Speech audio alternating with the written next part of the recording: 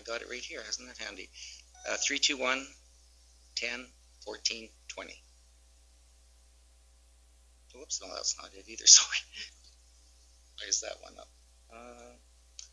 Oh yeah, okay. 325 10 14 20.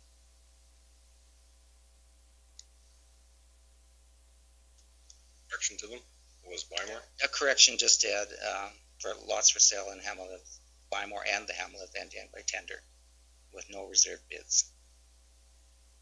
That did happen, so. That did happen, so. Happened, yeah, so. I just thought the minutes might as well be. You betcha. Anything else? Councilor Stolberg? I'll move the minutes be approved with the correction. In favor? Carried. 3.2, October 21st, 2020 organizational meetings distributed. Is there any additions or issues with that? Councilor Grover? Okay. All in favor? Carried. Public hearings today. We have a 2 o'clock delegation from the Stettler Public Library to talk about to present their budget, I guess. Which decision will be made later. And item number 6, council request for information, disposition of assets, Councilor Gender.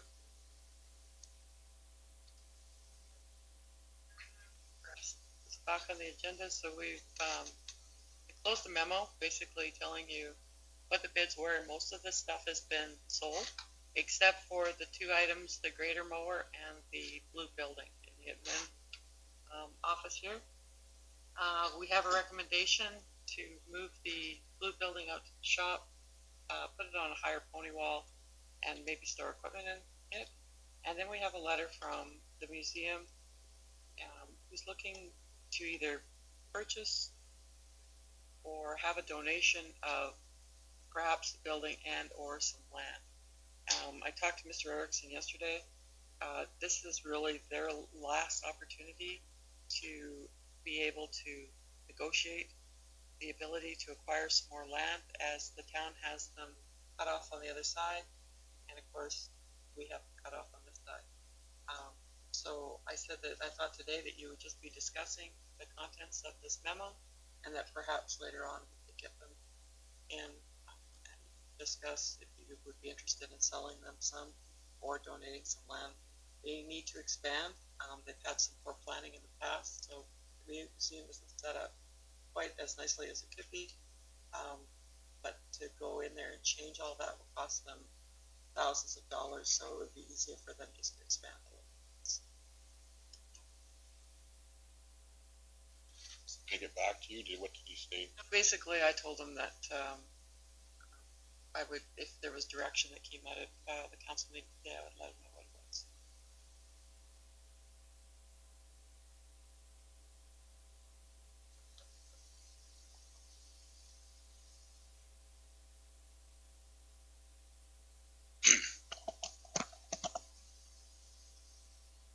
It's on. It's got to face you. Should be. Oh, maybe it's not on.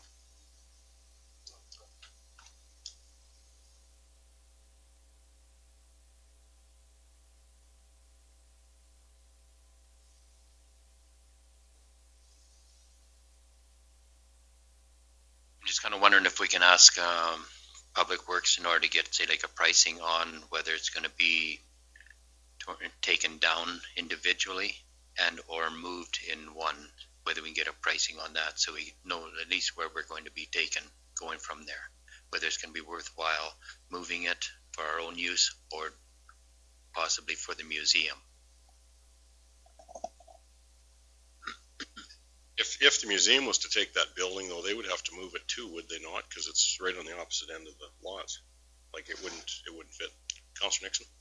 No, I agree with Councilor Gender on that thing. I think we should know exactly, or within reason, what it's going to cost us to move it, how we propose to move it, and what it's going to cost to set it up down at the new shop, because it might be more economical or I suppose better spending of funds to do something new down there like we did with the last one, you know, if it's reasonable. If it's not reasonable, well, that's something we'll have to consider, because it is an older building, has some, definitely some age on it. So we have to take everything into consideration. But the museum, from what I understand from Alf Erickson, have been discussing amongst themselves, and they've figured out a plan that they could move the building without dismantling it. So that's as much as I know. Can we allow farmers in the yard to come up with a plan to move a building though? I believe, I think we can. I think we have to be open-minded. Liability? I think we have to put it out, you know, we have to offer it to, I suppose, ourselves first, and then whoever can come up with it. Just for as far as anybody getting hurt or anything, Wayne, is what I'm thinking from them skidding it on. Well, yes, and that would, you know, you'd have to have a Hold harmless agreement.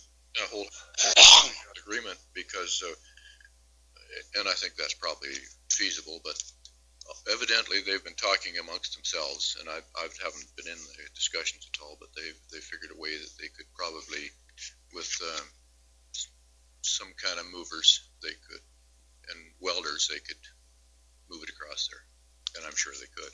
It's a little bit different if we have to move it out of town in one piece down to the shop. It has to be something a little more substantial, for sure, than just across the lot. So. But I think we have to be open-minded. If some farmer wants to pay us $50,000 for the building, or $100,000, well, we'll have to take it. Got an offer? You've made that offer. Have something to say? Live? Okay. So, just sort of to clarify the costing side of things, which is one of the reasons we started on the path of the cold storage shed we put out at the shop last year. The foundation costs are one of the things that's going to be fairly expensive depending on the foundation chosen. So putting it on straight piles, if we were to move it to the shop, not a big deal. And we can lift it and skirt it with pressure treated wood if we want to and leave it gravel. But putting a pony wall and whatnot, you know, that's generally contractor work, and it's going to be a little bit more difficult. The expectation is that it's going to have to come down to move off this site, be dismantled, moved that way. It's a little bit too big from what we understand, talking to building movers a year or so back when we first started on this. So the expectation is it would disassemble, move, assemble. And I've got, for your consideration in the budget this year, I think it was around $24,000 I put in there, thinking of the effort it would take to dismantle it, move it, put it on at least pilings out there, and have it set up, ready to do a little bit more to over time. So it's not a cheap thing to move it regardless. That said, we were hoping that there'd be some decent value in the bids that we would get, which we didn't get much in the way of value for it. So talking to the folks at the museum, when I met them over there and reviewed everything with them, they had a bit of a plan to actually just scoot it across the backside of the lot out there and just relocate it without disassembling it. And when there's nothing in the way, like all the power lines and everything else you have to do to get something like that out of here, it should move reasonably well if you can set up something to lift it, put some beams underneath it, and slide it across even on some wheels and drop it on something on the other side. In a perfect world, we'd be doing that if we needed it moved on this lot, but disassembly is about the best way to get it where it's got to go, just because the complications involved in getting it off this lot in one piece are huge. So power line changes, tearing down fence, road closures, gets into a lot of money. If that helps out at all? Mr. Grover? It might be a lot of money. What's that building worth if it was new, sitting out there? If it was a wood one, I would say crush it down, and that's the end of it, like they did that shop. But actually that shop was steel frame, worth what was it, $6,700 less. Would have taken that guy would have moved that shop and set it back up, Mr. McComish. I'm not in favor of giving it to the one society or the other. I'd like to see it moved, and it is a steel frame building. Even if you put tin on it, You still have that frame. It'll be there after that one you just built 2 years ago is pushed in a pile and it's garbage because it's wood frame. I am not in favor of it at all. Tear it apart, move it, set it back up. I don't think it's rocket science.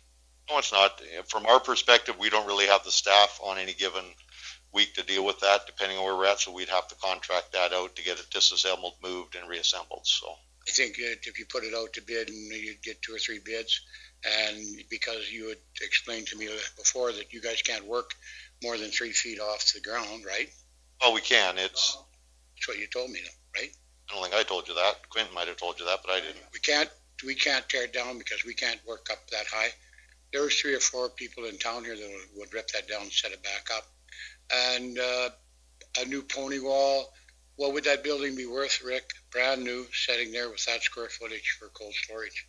Compared to the cold storage building we have out there that we built last, no, this I have to frame it up for you.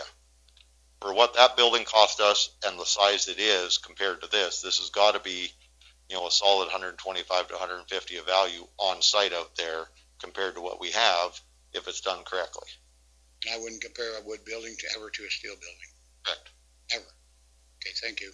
I put in my 2 bits. I think it should be set back up. Rick, was that 24,000? Did that include a piling wall or just the disassemble? Were you?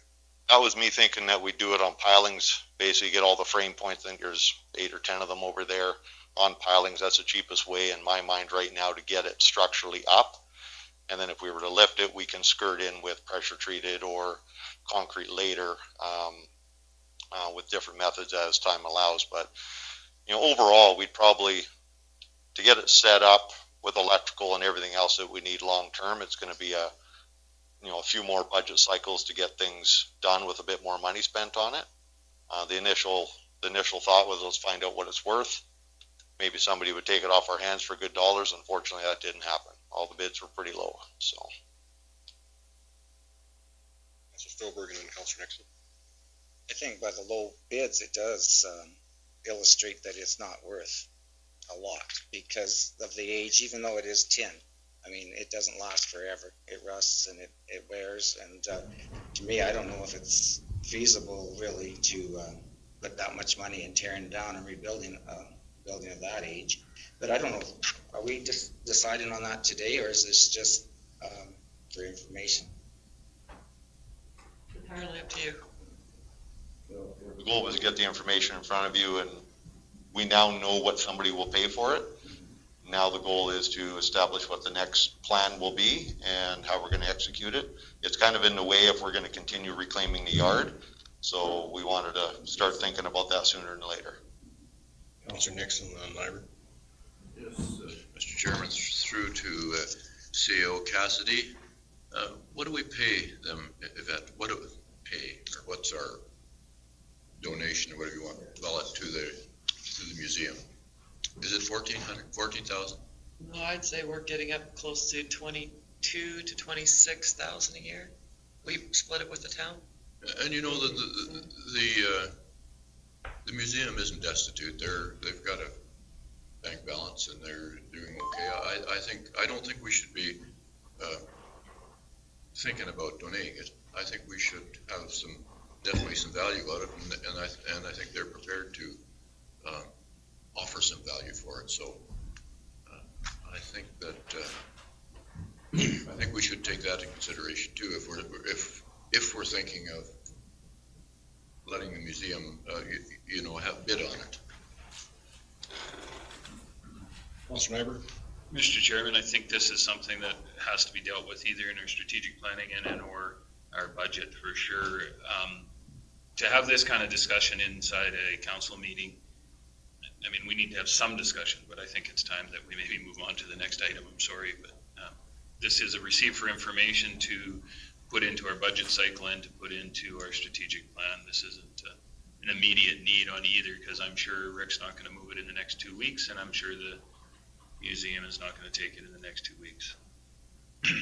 The rest of this listing, Cassidy, were you looking for approval or it's sold and we're good or what? No, I received unanimous approval from all councilors to dispose of that equipment. I sent out an email and got answers from all 7 of you. And I explained to you in that email that I had to have all 7 of you weigh in, and it was unanimously approved. Yeah, I just want to clarify that.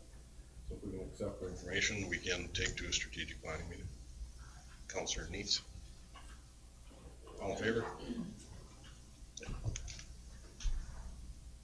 Indiana 6.2 Indiana drainage southeast of 35-34-16, page 9 of our package.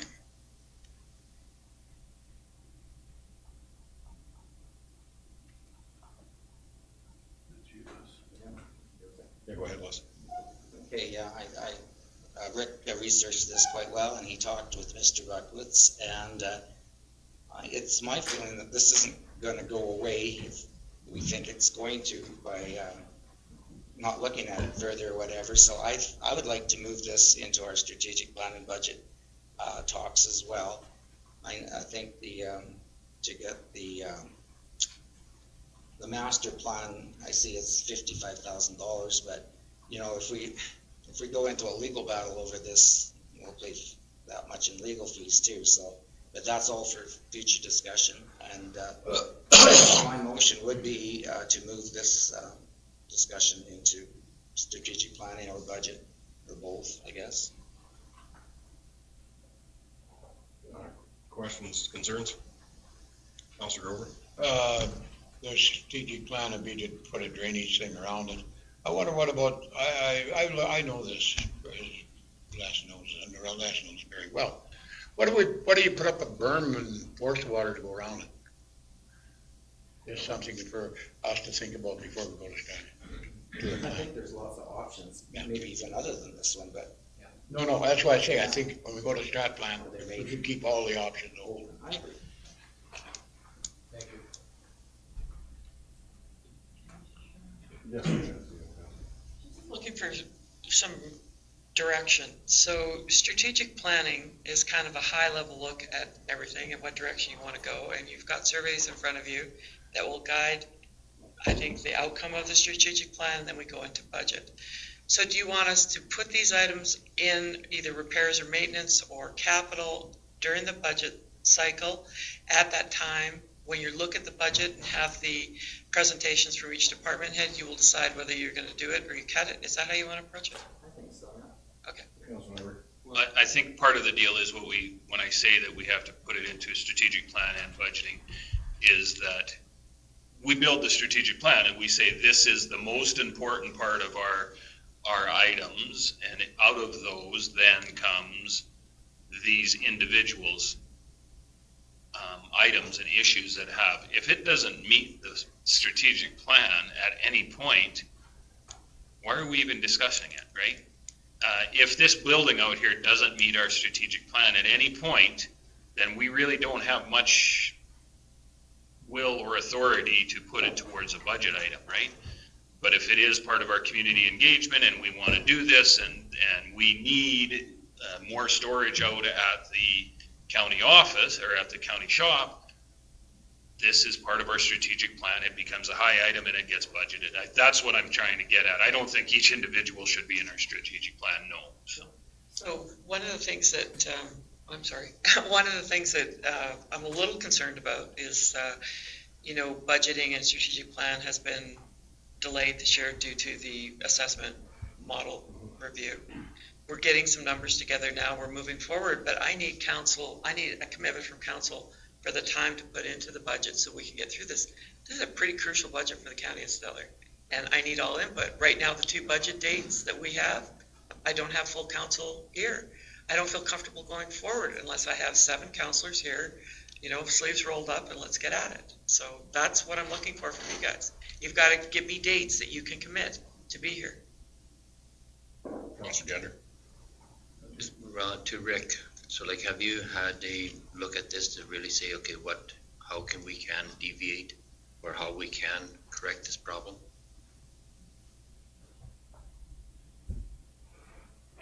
Unfortunately, there isn't a problem in my mind. It was addressed back about 8 years ago with the inclusion of a control channel to the north to maintain the level of that wetland that's there.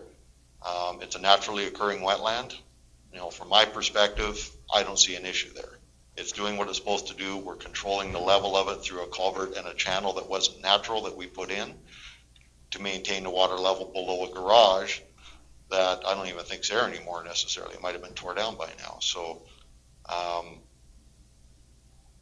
in my perspective, if you want to start dealing with something like this, we have to deal with it holistically with the whole community. That's why I've suggested a stormwater plan, and then we work into specific projects from there. But this specific problem is addressed to the depth that we're able to by maintaining the level and making a positive outlet for it at a level that does not drain the wetland, but protected buildings.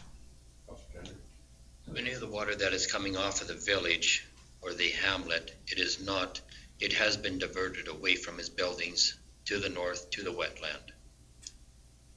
No, it still goes like it always has into the wetland. And then we did a channel to the north after the wetland to control the elevation because it didn't have a natural overflow that was very positive. It would build up a lot more and flood the garage and get close to the house had we not done that.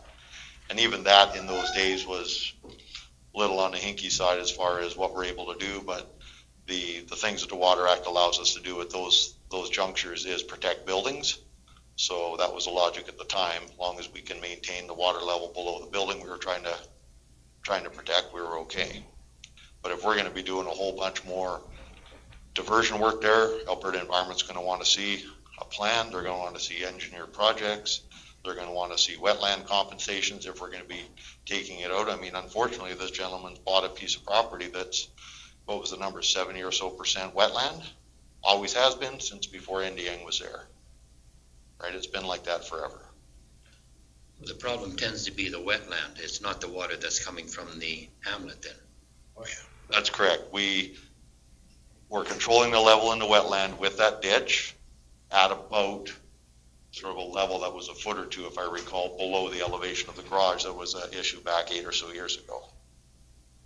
Right? And as long as all that drainage structure is working, we're not dewatering, we're just protecting buildings, and it has a path to get out of there where before it would flood out even more and come up towards the buildings more because it didn't have a positive outlet. It would build up a lot more before it ran over to the next spot.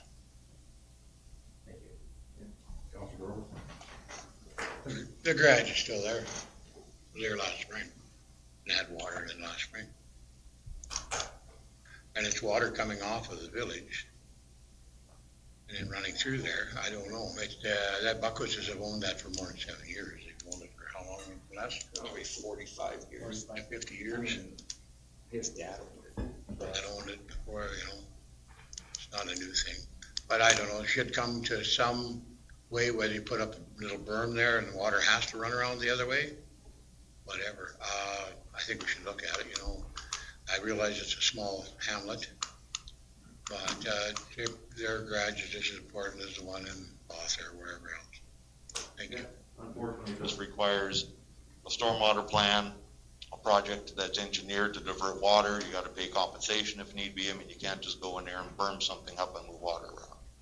There has to be approvals and engineered drawings and the whole bit to that. So normally that starts off with a plan, and the plans are generally based on where does nature take things, and then we work up from there. If the water's come up down there a little bit more than normal and not just running through it in the actual wetland, it could be that there's some siltation in the culvert that we need to deal with in the spring. That's, or maybe the guy across the way has done something with that trench. I don't know, but we can definitely go out there and make sure everything is working the way it should.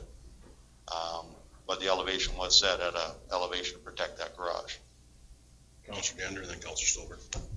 I find as long as the water coming off of the hamlet is not going directly across and going onto his property, as long as we have a channel or a swale in order to take it north to the wetland, that is our problem. But once the water is into the wetland, that is not our problem. Councilor Stolberg. Well, Ernie, the culvert goes right from Indiang right into his yard. It goes right through that north-south road that's on the west side of the hamlet. It goes right through that road, right into his yard. It goes to the slough. But my question was for Rick. Whereabouts is the channel that's supposed to help with the control the There, it's to the north of the east-west road. So the culvert that we changed out immediately west of this property, there was an old culvert there that was all plugged up, and we took it out and put a new culvert in. So that's where I think this complaint's coming from is, yeah, somewhere up there, and it goes all the way to the north. I think it went about 150 meters to the north before it got positive drainage.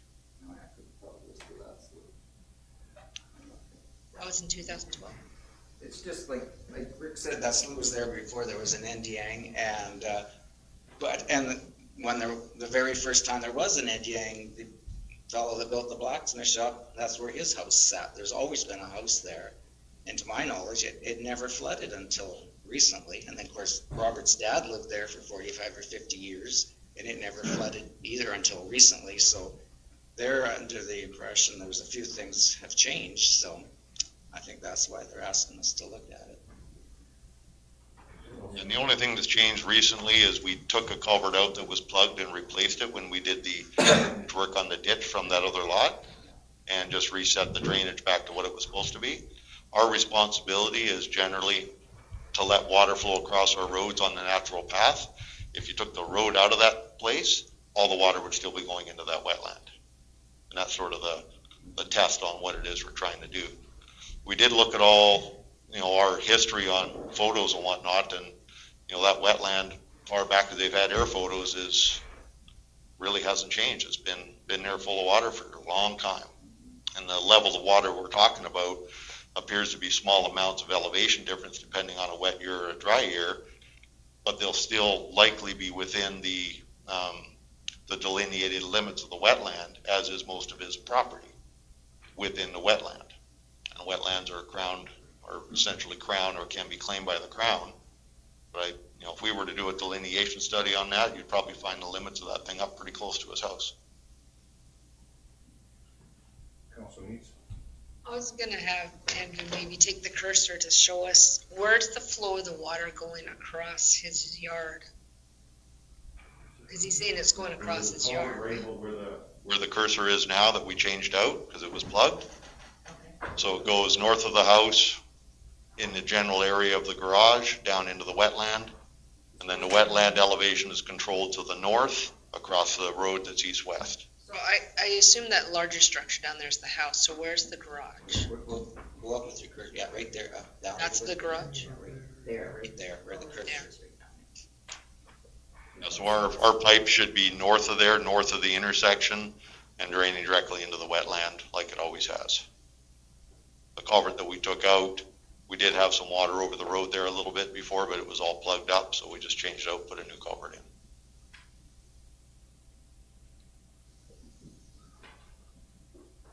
Is the height of that depth there, the elevation of that culvert deeper now than it was?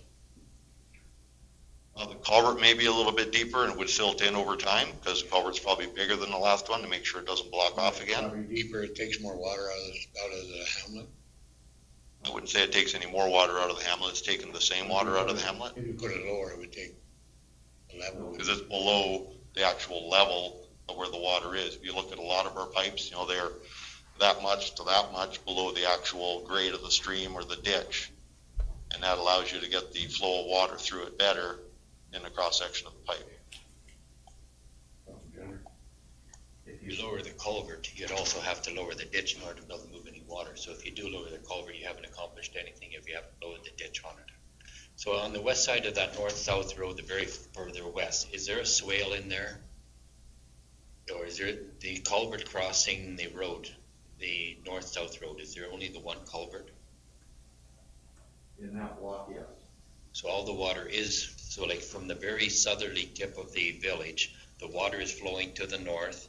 It'll cross that first street or avenue, it'll go across the road, then it'll tie up with this culvert going east, and it'll drain around. Yes, I'm not sure there's a culvert north-south from the south side of the hamlet. It's been a while since I looked at that side of things. But the culvert is north of the intersection that we changed out. And like I said, we made the culvert bigger so that it wouldn't block off because the last one was all blocked off. Right? Very likely on that culvert will be a lower elevation than what his building site would be. Yes, but the ditch and where the water goes is at the same elevation. So then the ditch on the west side of the road, is there a swale in there in order to take it going north? Would it assist in something like that, or is it? I recall it was generally trapped in there. It was one of those ditches that, was a little bit of a low spot there. I don't think it's doing much. The flow of water is pretty much directly to the west. That goes into that wetland. It looks like it is on a lower elevation than what the building's in, so that culvert would not be impeding the water coming into his yard site then. Shouldn't be impeding it. The culvert that was in there was impeding water because it was all blocked off and we get water up on the shoulder of the road at different times. Thank you, Rick.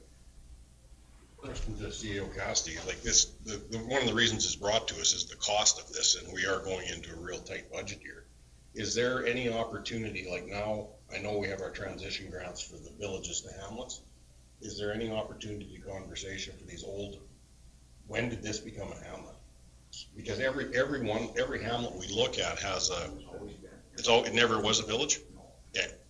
So, but every hamlet we do look at, coming to a hamlet from a village has a water issue, because that's where they built.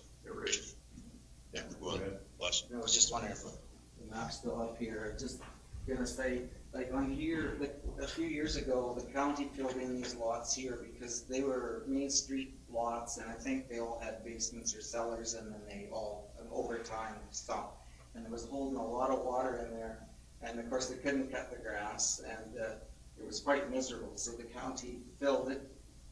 And then there's a sidewalk here you can see all along. That sidewalk was removed, and in the place of the sidewalk, a ditch was made down to drain the water from these lots this way. Because that was part of the problem. Not only was it a nuisance, but when it did overflow, it flowed between this guy's house and garage, and it went this way. And that's what Robert is saying. He said it found its way that way. Some of this hamlet water went that way. It didn't come this way. That's his argument. But this sidewalk's been removed all from here. All that sidewalk was taken out, and a ditch was made there. And then there's a culvert through there. And these are some tame trees here, which Mr. Buckwood says have drowned out now.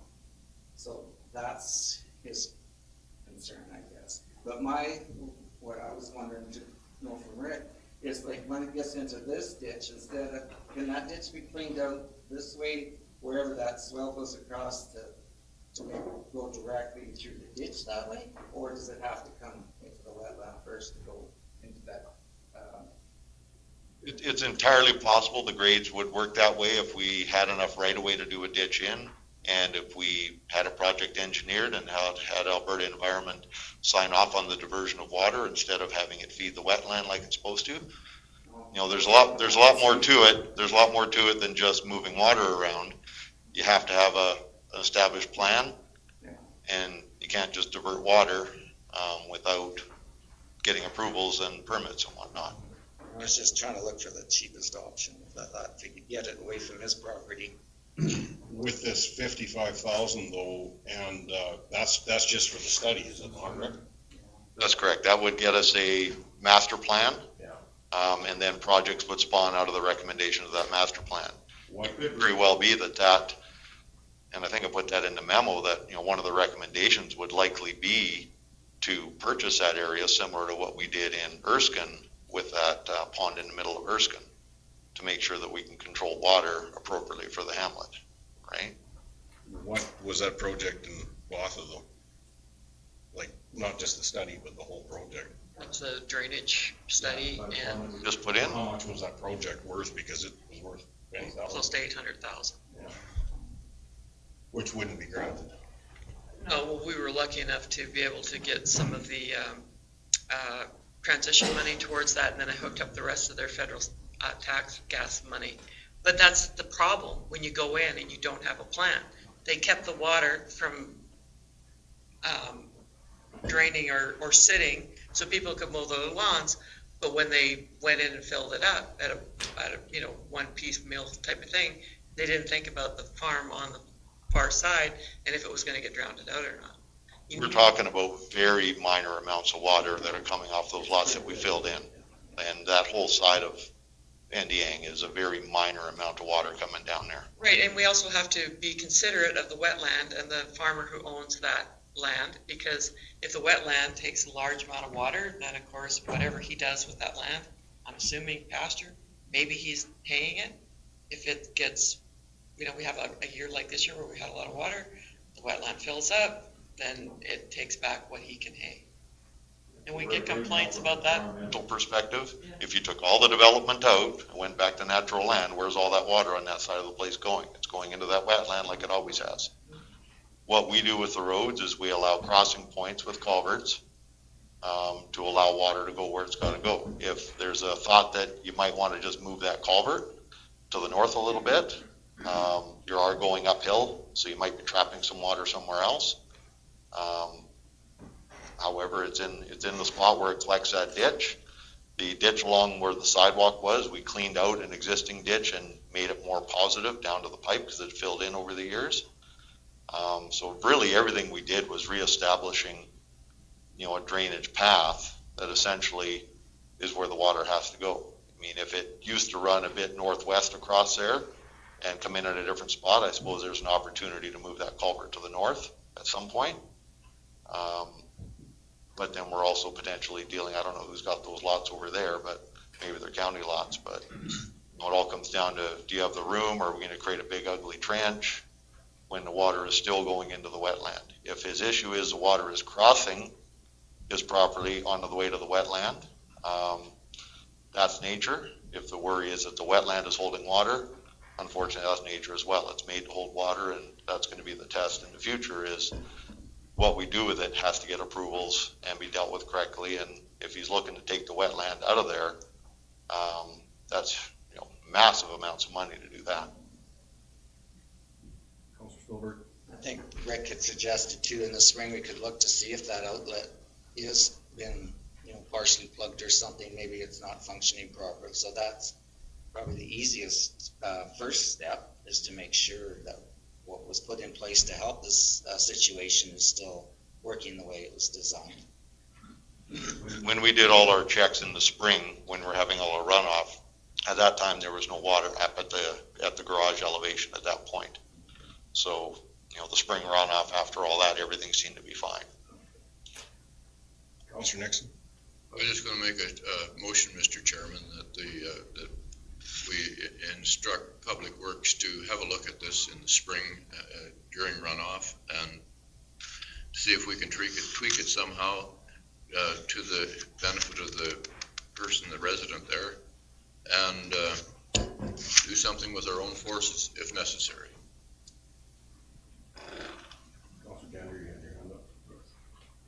So I'm just kind of wondering, say like from the culvert that crosses the road east-west, whether we can cut a swale ditch going towards the north, but also get permission, say like we can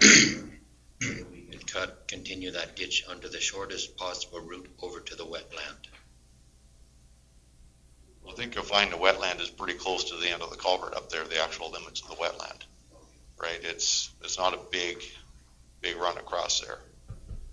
That said, we can have a look at it a little bit more, but this has all been done in the past, and the only solution we could come up with at the time was to provide some elevation control to allow it to drain off to the north. Otherwise, it would have filled up a lot more in wet years before it overflowed on the natural path that it would with that pot and kettle landscape that we have down there. Those things fill up, and if you look at the vegetation limits of that whole thing, it's, the natural wetland limits are up very tight to his house and through most of that property, right? Wet years, you got a lot more water than you do in dry years. So it's a tough thing. Thank you, Rick.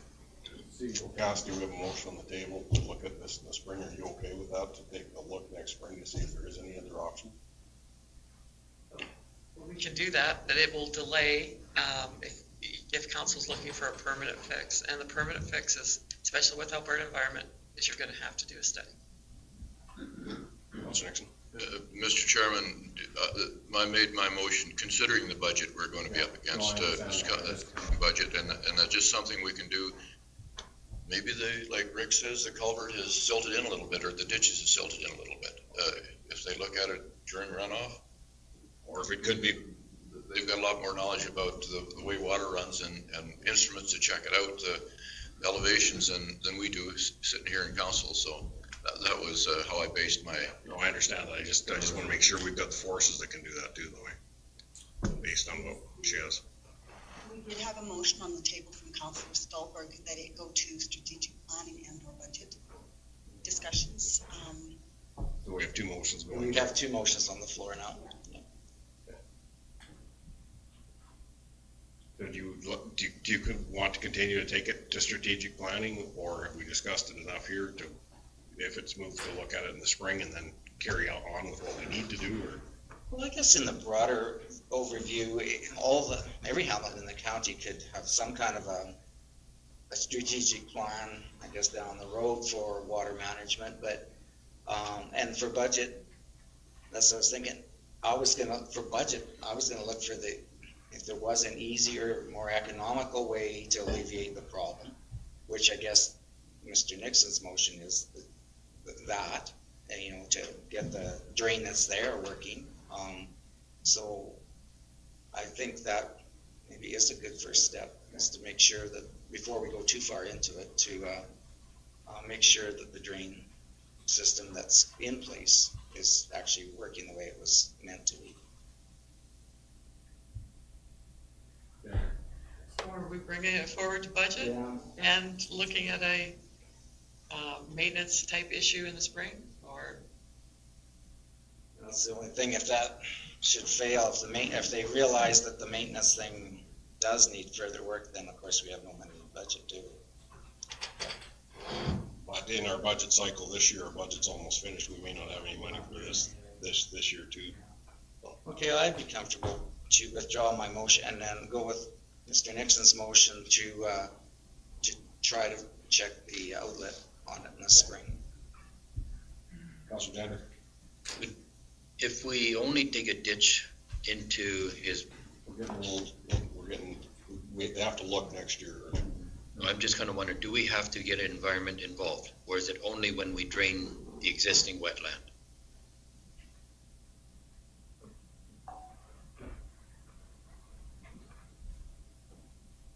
If we're just working with existing infrastructure down there, we can manage it and maintain it. If we're gonna change or divert water, or if we're gonna lower elevations in that past what it takes to protect a building, which is one of the exceptions that we have to work with, then yeah, they're gonna wanna see a plan, they're gonna wanna see, a wetland valuation, wanna see it delineated to see what the limits are. If something's gonna be done regarding destroying part of the wetland, they're gonna wanna see compensation. I mean, it's the whole thing has to be planned out and orchestrated correctly. If we're doing anything other than just maintaining a natural direction to things.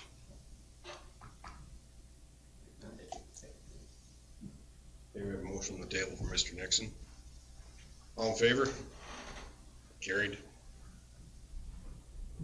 New business, 7.1, we'll leave till after the library board has been here. Andrew? No, this is a separate item. Request for decision, Parkland Regional Library System, 2021 proposed budget, page 16, Statler Public Library.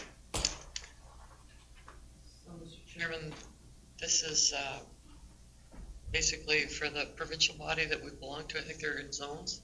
We're a member of Parkland. Requires 2/3 of the municipality to pass their budget for it to go forward. So we're just looking for direction from council, and I think their date, they wanted a response was November the 4th, but better late than never. But they have held their increase to the same as it was last year, except we would be on the hook for the extra 40 residents. Councilor Stolberg? Of the three options, I would like to make a motion that the county approve the 2021 Parkland budget. And I'd like to explain my reason for that motion. I think the second option really is of very little value, because as CEO Cassidy explained, 2/3 of the population and 2/3 of the municipalities to approve this budget.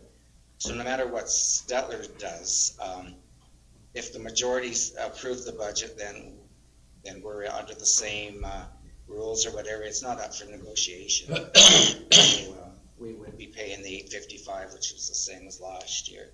But we also have the option of denying the request. But I talked to Ron Shepard yesterday, and with a 0%, most of the municipalities have approved it, so they're almost to their two-thirds already. And their next meeting is November 12th, where they need to know, because if this budget should fail, then they have to come up with another budget before next year. But it looks like it is on its way. And like the Parkland Regional Library, it is sort of like the RMA of libraries because of the purchasing power that it offers on computers and books. For instance, like for books alone, Stettler Library, by purchasing through Parkland, gets 33 to 35% more books than if they would have purchased the exact same books on their own. And of course, it provides the SuperNet and Wi-Fi software, the website management, and interlibrary loans. So once or twice a week, Stettler has access to over 650,000 books within the Parkland region. So, I mean, every library can't stock every book. So that, and in addition to the physical books, there's 7,000 ebooks and 72 e-magazine subscriptions. And then through Parkland, they offer free training, consulting, and tech support. So when you figure return on investment, Parkland membership, being a part of Parkland membership, offers 3 to 15 times the value on every dollar spent, depending on how much of the services and purchasing power that you utilize. And if the county chooses, they can opt out of being a member of Parkland, but you have to do that with 13 months notice. And then county residents would have to pay $60 for every non-member card to use the library. And Ron said, if you need further explanation or questions, he'd be willing to come attend a meeting, I guess virtually, but if you needed further information. But that's sort of the advantages of being a Parkland member in a nutshell. So like I say, I would like to move to, approve their budget as presented. Questions? Councilor Neitz? Just wondering, how many municipalities belong to Parkland? Do you have that number in your head? Well, I don't have the exact number, but I know it is in the 60 range. I think it is 60 some municipalities. I'd like to have the CEO weigh in on this, please.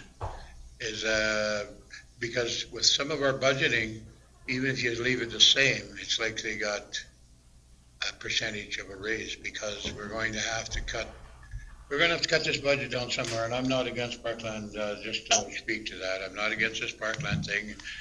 And some of the members that belong to it are what I would call half provinces, the Lacombes and the Red Deers of the area. It's a small line item on theirs, and we're going to have to really tighten our belts up and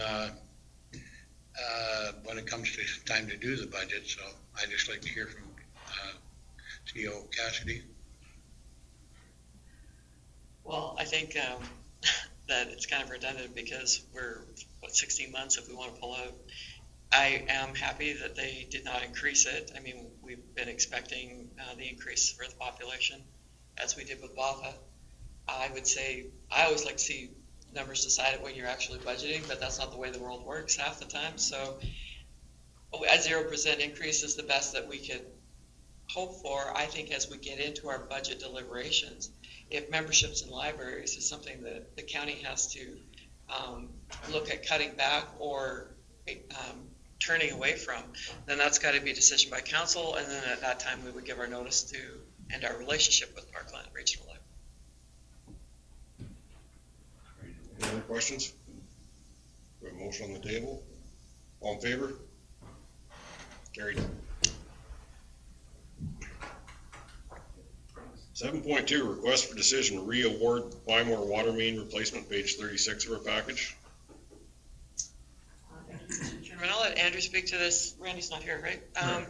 One thing I did want to just bring to your attention that I've hooked up the replacement of the Bymore water mains because they are in such bad shape to the federal gas tax fund. That's 100% grant. So we have to do the project to get the money.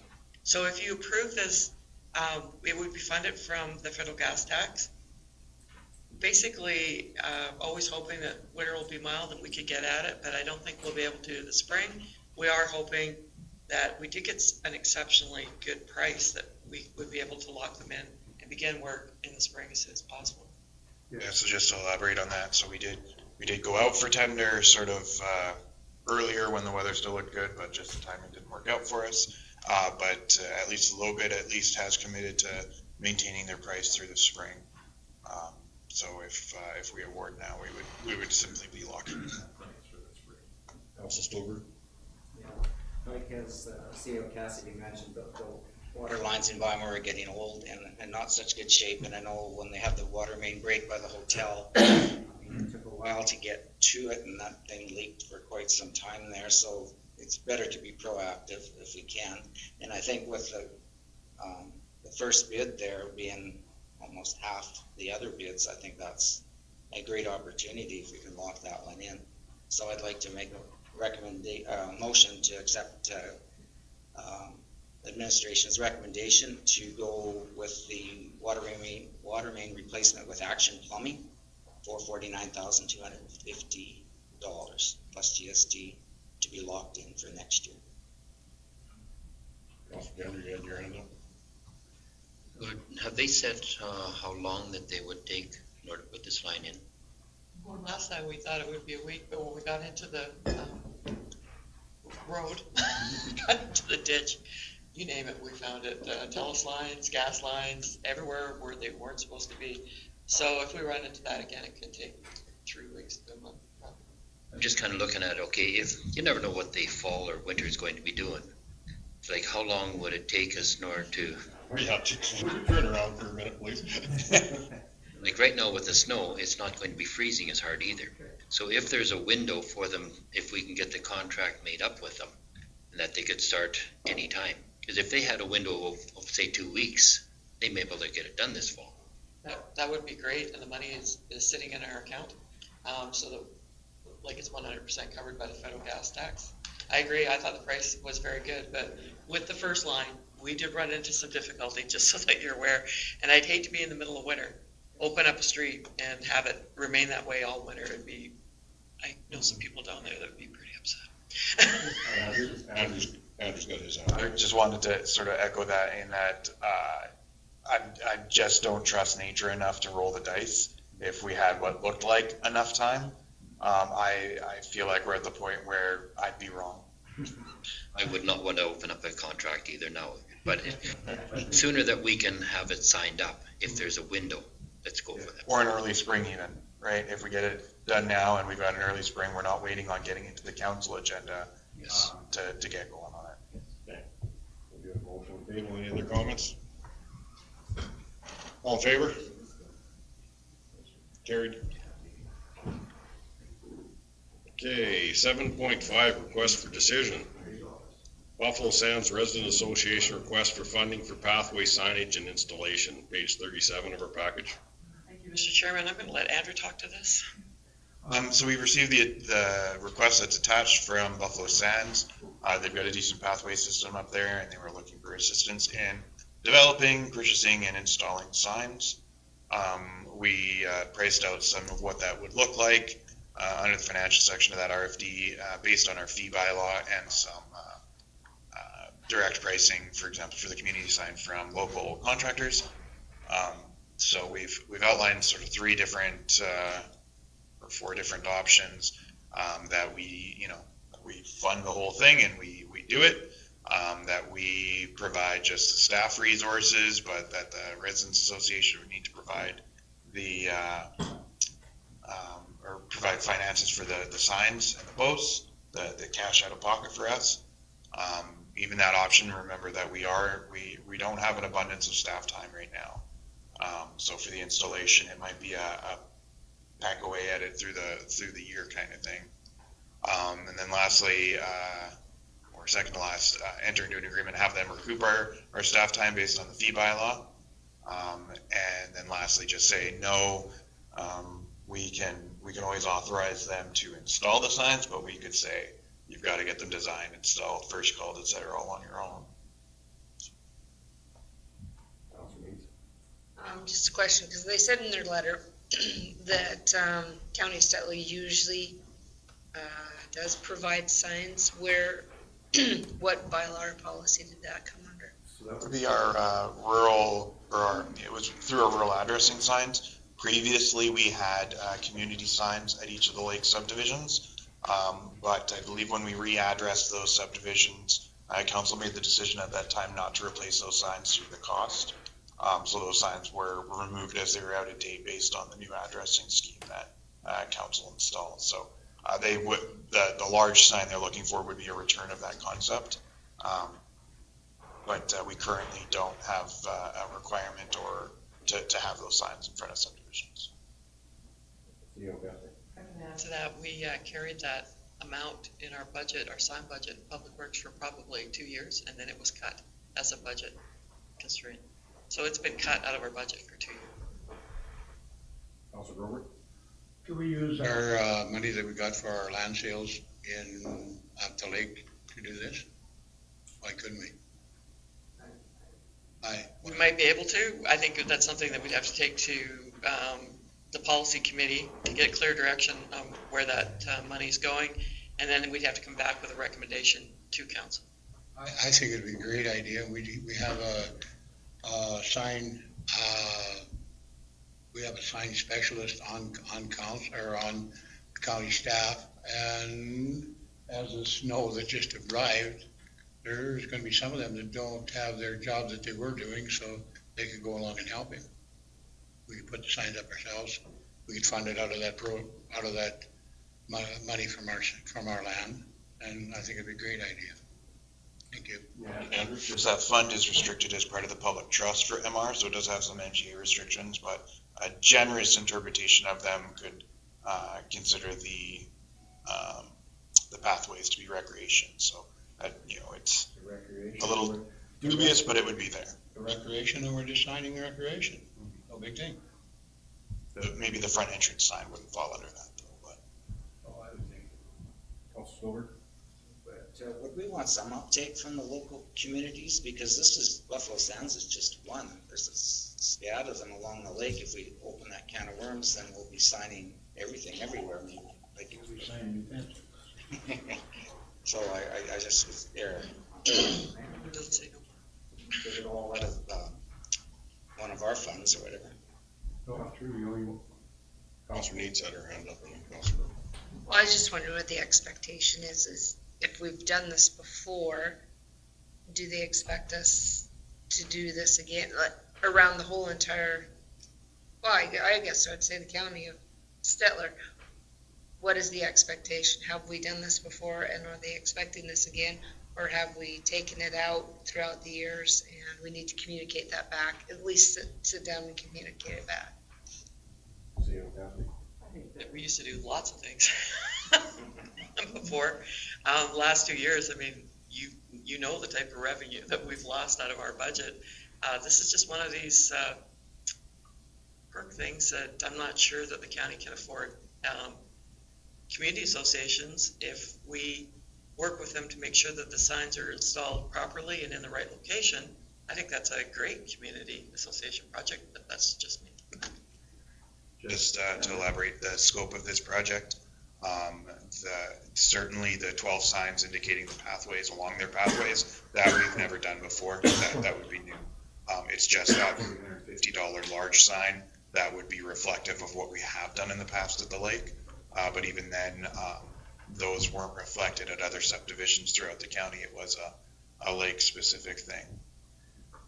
Would these signs be on county property, like on our property? So I would think minimum we should be responsible for first call to ensure that things are put in the right places. We can certainly do that. That would be one thing that you just don't want to handle that over if it's on county property, control property. So, what? Councilor Needs. I think we should sit down and discuss with them and tell them our financial position that we're in right now, rather than make a motion to have them or us do it. Maybe we can come to an agreement between them first, then come back to council, and if they ask, or because they might decide that they could fund it on their own, or if they want council to fund a little bit. I just think that we should sit down and discuss it with them. That puts this decision, they've asked for a decision and we're putting it off again, but that is an option, you betcha.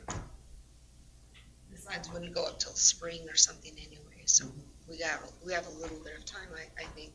I just think it's good communication to talk with them. What I'm gathering from here is what we're saying, we really don't have much of the finance to do something like this, and we haven't done individual pathways. That would be a good way to open it up and to explain what has been done, what hasn't, because the way the letter writes is that, well, we have done this in the past, but just sit down and talk with them.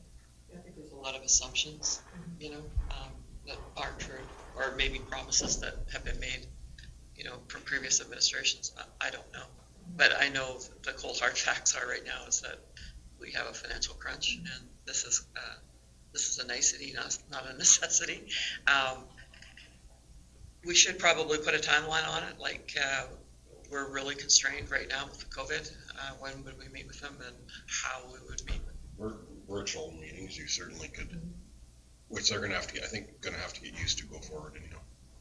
Go ahead, Councilor Needs. Well, I'd like to make a motion that we speak with our Buffalo Sounds Association, and then we could come back to council if there was finances asked for from council. As long as it's clear that there is nothing in budget currently. Yeah, Councilor Grover. Are we gonna speak to them, the CEO? Yeah, I'll speak to the president. Virtual. I figured it'd be good too, since I'm the area council, to talk with them too, but, you know, I could go on virtual. Were you trying to vote, Councilor Nixon, or were you? No. Got something to say too? Okay, go ahead. No, just a question, Mr. Chairman, through to Yvette. Every one of the residents has a blue sign, correct? Yes. Councilor Grover. If we did put these signs up, I think that the county should put them up, whether we charge them for putting them up or not. And I think if they want them, they should buy them. Or we buy them out of that money that we got sitting there for our sale of our land at the lake. Okay, thank you. We have a motion to discuss, Councilor Stolberg. I was just gonna say, I like Dave's part where they should buy them, because if you're offering them for free, they'll want 12 or 8 would do, you know, sort of thing. But if they're picking up, Pay for them, they're they'll gonna be more. But I do think, Les, if we put them in with our own people, put them in the ground and do the first call and all the rest of it, I think we're gonna have a lot less problems with putting them in. And I realize that comes at a cost, but maybe we should dig into our money that we have got for our land up there and spend it under there. Thank you. Any other questions, concerns? All in favor? Carried. Okay, if we, You're past the bullet. No. You passed the bullet, you go for it. Hold the question. Okay. Request for decision, water line hookup request northeast to 123517 west of the 4th, page 40 of the package. Okay, Mr. Chairman, I'll let Andrew speak to this. So this is a connection down in Weimar Indian area. They've got about a mile off the line. So this doesn't fall into what has been the usual request lately for ones that are basically sitting right on top of the line, which means we don't have any budgeted funds for this. So the estimated price is roughly $80,000. So that would require that, while $15,000 of that would be funded from the revenue for the hookup, the remaining balance would need to be directed from council. It's not a budget. Alternatively, you can table the request to the committee of the whole that we discussed in strategic planning to develop a more holistic water servicing strategy. That would be an appropriate time to consider this, or you can outright deny the request.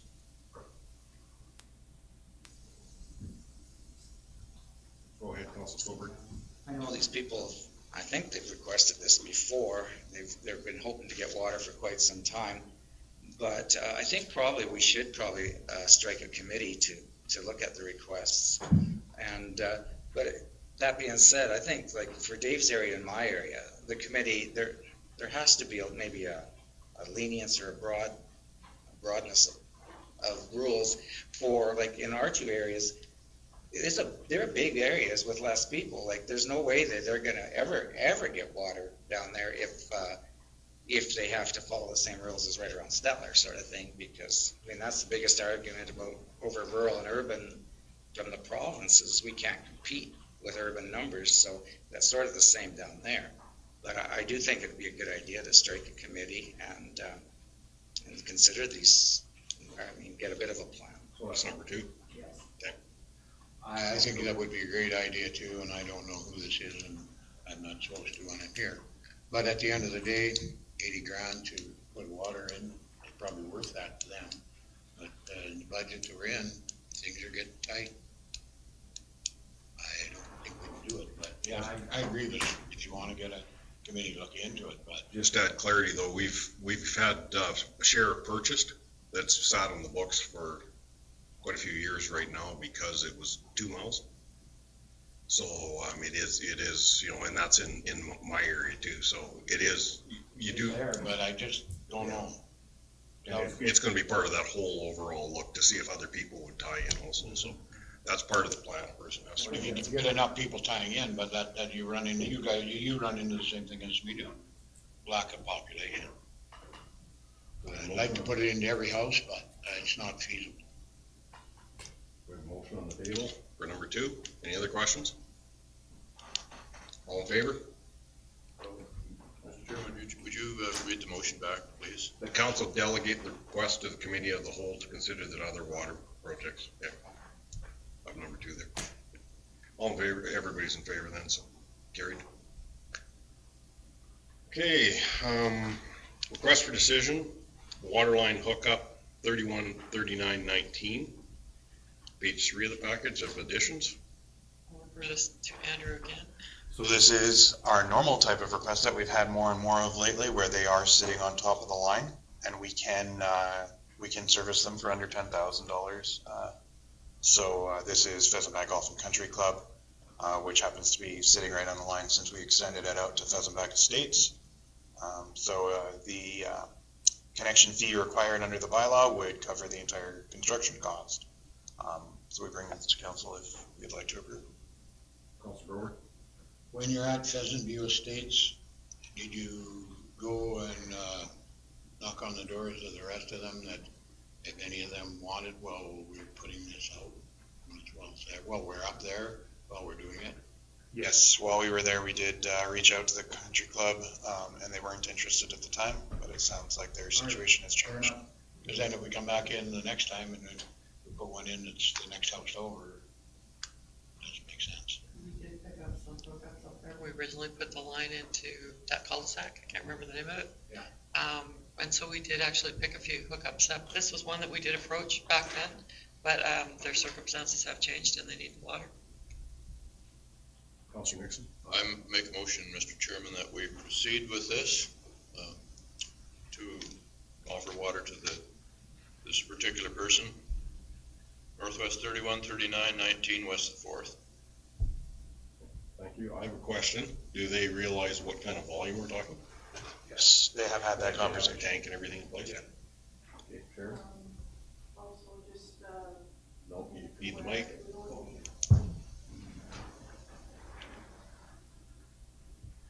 It would only be for the clubhouse, that sort of thing. It's not for irrigation of the golf course. Thank you. Any other questions? Motion's on the table. All in favor? Carried. 7.6, request for decision, re-tenders for Bymore and Indian lots, additions page 5. Mr. Chairman, I have Sharon here to speak to this, and Andrew, he also took part in the opening of the tenders. So just looking for council approval. We had awesome a bid on every lot in Bymore and 3 in Indian, so wow. Everything made by Friday. Yeah. Sharon, if you want to speak to them. We did have several tenders come in for Bymore and Indian, which is great. It looks like the 2 little communities will be booming. The council, if they would consider the offers that we've listed there.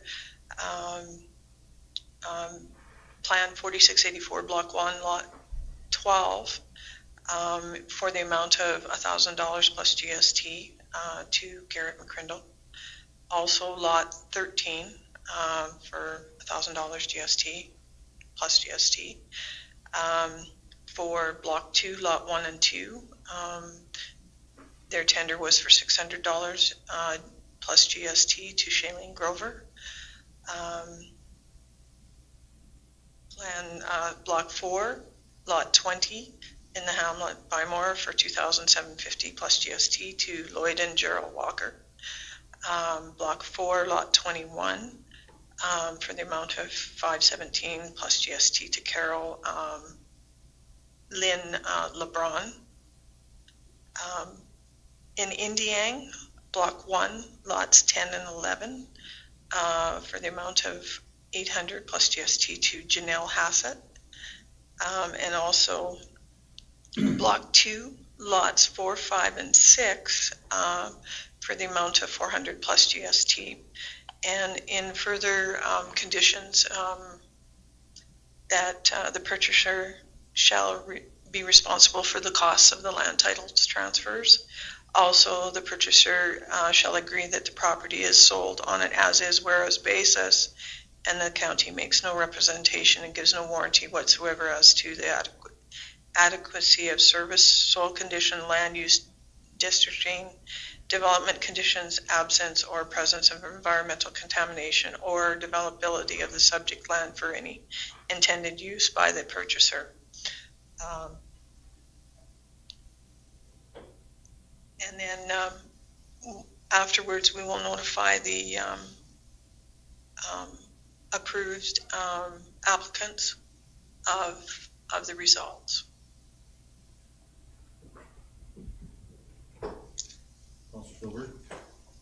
Yeah, this boom of lot sales in Indiang and Bymore is definitely a good news story. I think if the media wants to have a good news story for a change, it is definitely good. With the lot, in this tender here, we're 6 lots in Bymore and 5 lots in Indiang, and plus earlier we sold 3 lots in Indiang this year as well. So that's for a total of 8 in Indiang and 6 in Bymore this year that the county has sold. In addition to that, 2 lots sold privately this summer in Indiang, and I understand negotiations are on the way for another private sale of a lot in Indiang. So there's another 3 lots, so that would be like 17 lots if that last one goes through in Indiang and Bymore being sold this year. So I think that definitely is a good news story, and I'd be happy to make staff recommendation to accept these tenders. Questions? I think I'm going to remove myself. I don't think I have to, but. No, you don't have to. Immediate family. You have to vote. Yeah, Dave, it's not conflict when it's a niece. Not at all. You have to vote. No, please vote. It's the same as the rest of us, okay? I just have a question also, and then on those multiple lots, is that the total or is that price per lot? In Indiang, it is 4, 5, and 6 as a total.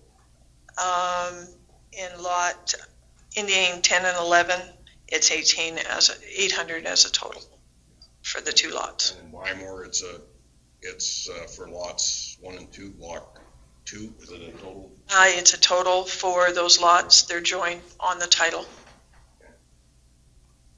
Okay, just wanted that clarity. Councilor Nixon, you had your hand. Yes, I just noticed that land use districts can come up, and this is through the administration. So if it's not the land use district that they require to, whatever they require, whether they're going to build a house or a commercial entity or whatever, but do they have to apply for the change in district thing, or how does that work? I believe, and Mrs. Cassidy can correct me, is if it's a commercial lot, they can go to planning and development with their development permit, and it's a discretionary use for a residential facility or residence on commercial lots. I'm just curious about that. Thank you. Plus, they can always apply anywhere. Yeah, I can add. The point of that portion of the condition is to say this, the sale of the lot is not subject to the land use district. You buy it and then you want to apply for it, you might or might not get it, but we get the money either way. Thank you. So. Any other questions? We have a motion on the table. All in favor? Carried.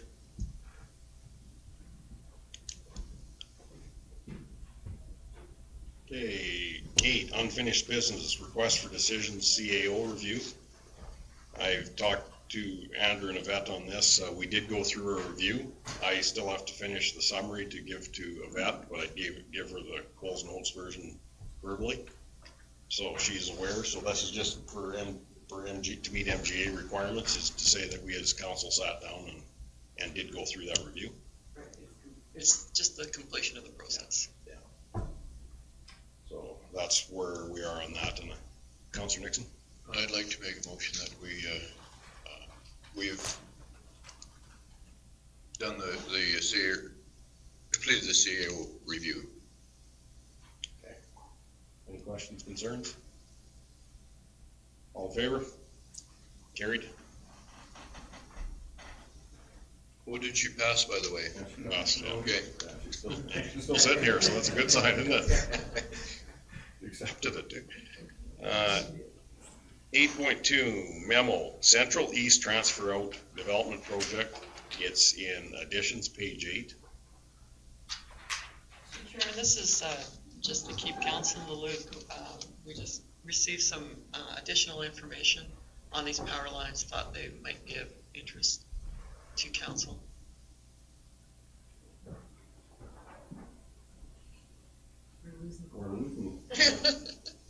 We still have 4 of us. We still have quorum.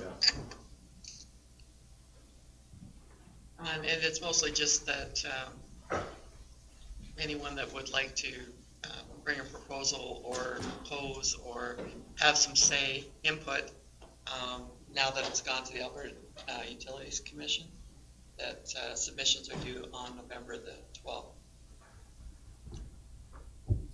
Has this been typical in other cases, or have they just heard a lot of money on this one here?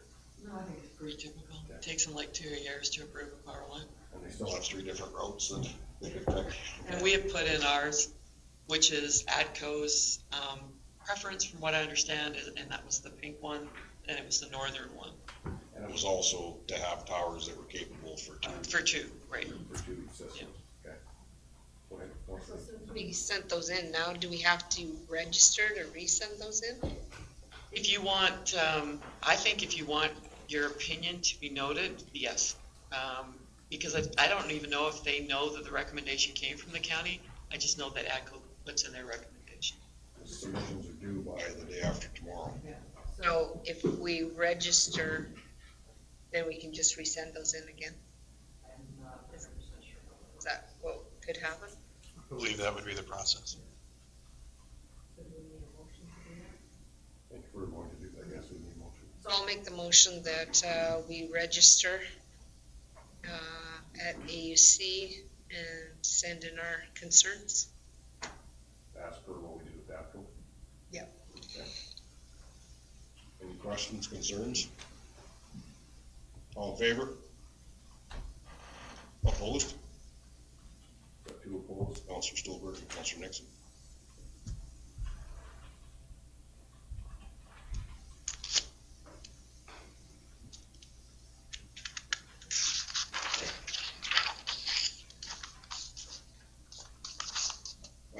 Number 10, bylaws.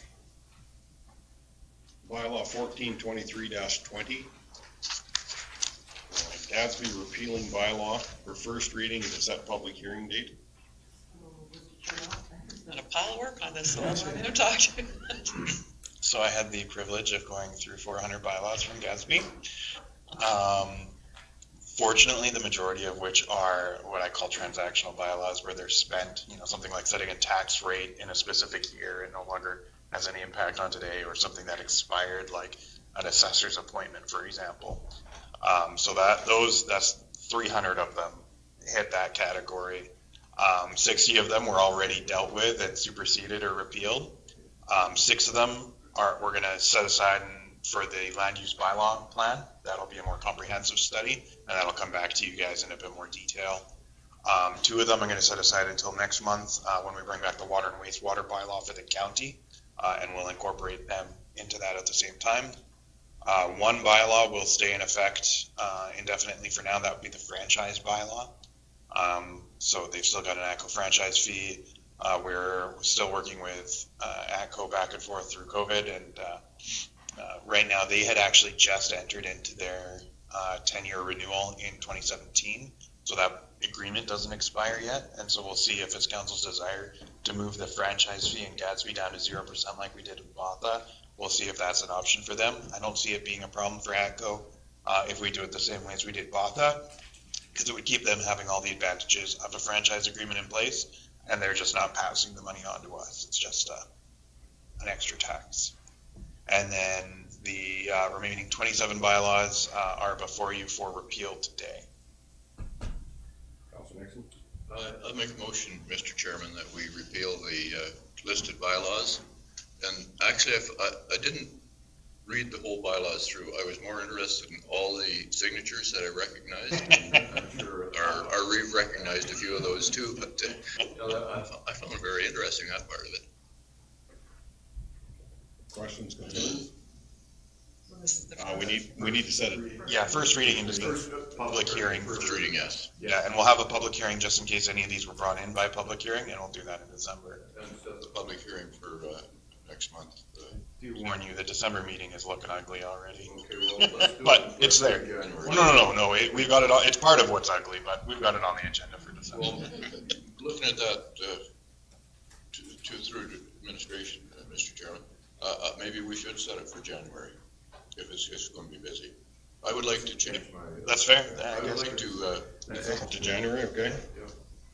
We are in no rush to repeal these. So that would be the second Wednesday of January? Yeah. Okay. Questions, concerns? Yeah. All in favor? Carried. Bylaw 1644-20, amend bylaw 1443-10, land use bylaw for first reading and set public hearing date, page 143 of the package. This is a big one for us. This is like the amendments that we did for section 16 up at the lake. This is now our gravel haul. We've had it very well researched. We've had it looked at by the lawyers, looked at by a registered planner, and then of course our planning staff. Rick's taken a look at it, but it's needed. Our land use bylaw is so deficient in this area. Things are changing so much. I love the way this incorporates the permits and how we approve gravel pits going forward. Plus it ties into our cap levy and our road use agreements. So I thought it was a great job. I'm feeling a little guilty about how we kind of have to piecemeal our land use bylaw, but it is a huge document. If we were to go out and actually rewrite the land use bylaw, which is probably needs it, we'd be probably looking at over $200,000 to do it. So, I mean, we are kind of piecemealing it, but we can't go forward and ensure the public safety, that we're acting in the best interests of the public without these changes. So, Jacinta, do you have any comments, or Andrew? I think we've covered everything just changing. Sorry. So yeah, the definition of the sand, gravel, and surface mineral extraction has been reworded just for clarification purposes, and all the amendments basically are just more clear to what is expected when we receive a development permit application for those uses. So I don't know if you had a chance to look through. We will incorporate those changes and move forward when we receive applications. It would be much simpler to provide even the applicants with what is expected with their application. Thank you, Cindy. Counselor Stolberg? I'd like to move, we go to first reading. Is that a public hearing date? Does this one need to This be one in we'd like to have in December? Okay. Public hearing date for December. Counselor Neitz? Did we have to write this from scratch, or do we look at other municipalities and kind of glean from them, or? A little bit of both. Most of it's got a lot of legal input into it. Counselor Gender? On the first one, it says for the extraction, does it only mean extraction but not moving off-site?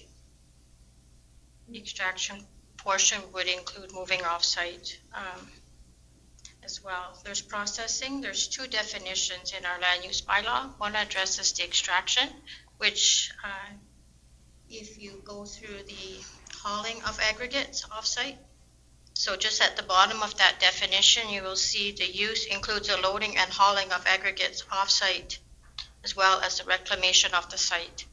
So that is the entire. That's the definition I was looking for. The extraction means that you can move it off-site. Okay. Yes, just at the bottom there, you could see where it's included. I wasn't really sure whether it was going to mean the extraction, say like from the pit site, like say like from the face of it, extracting it from there. But it's your also definition is off-site. Okay. Just wanted a clarification on there. Any other questions? Counselor Grover? I just wondered if this incumbent hauling gravel into that pit, the worms and extract it from that pit and then hauling it, or you screen it and then haul it back out from there. Is it covered in here? You bet? Yeah. That would be that's why there's two definitions between extraction and processing.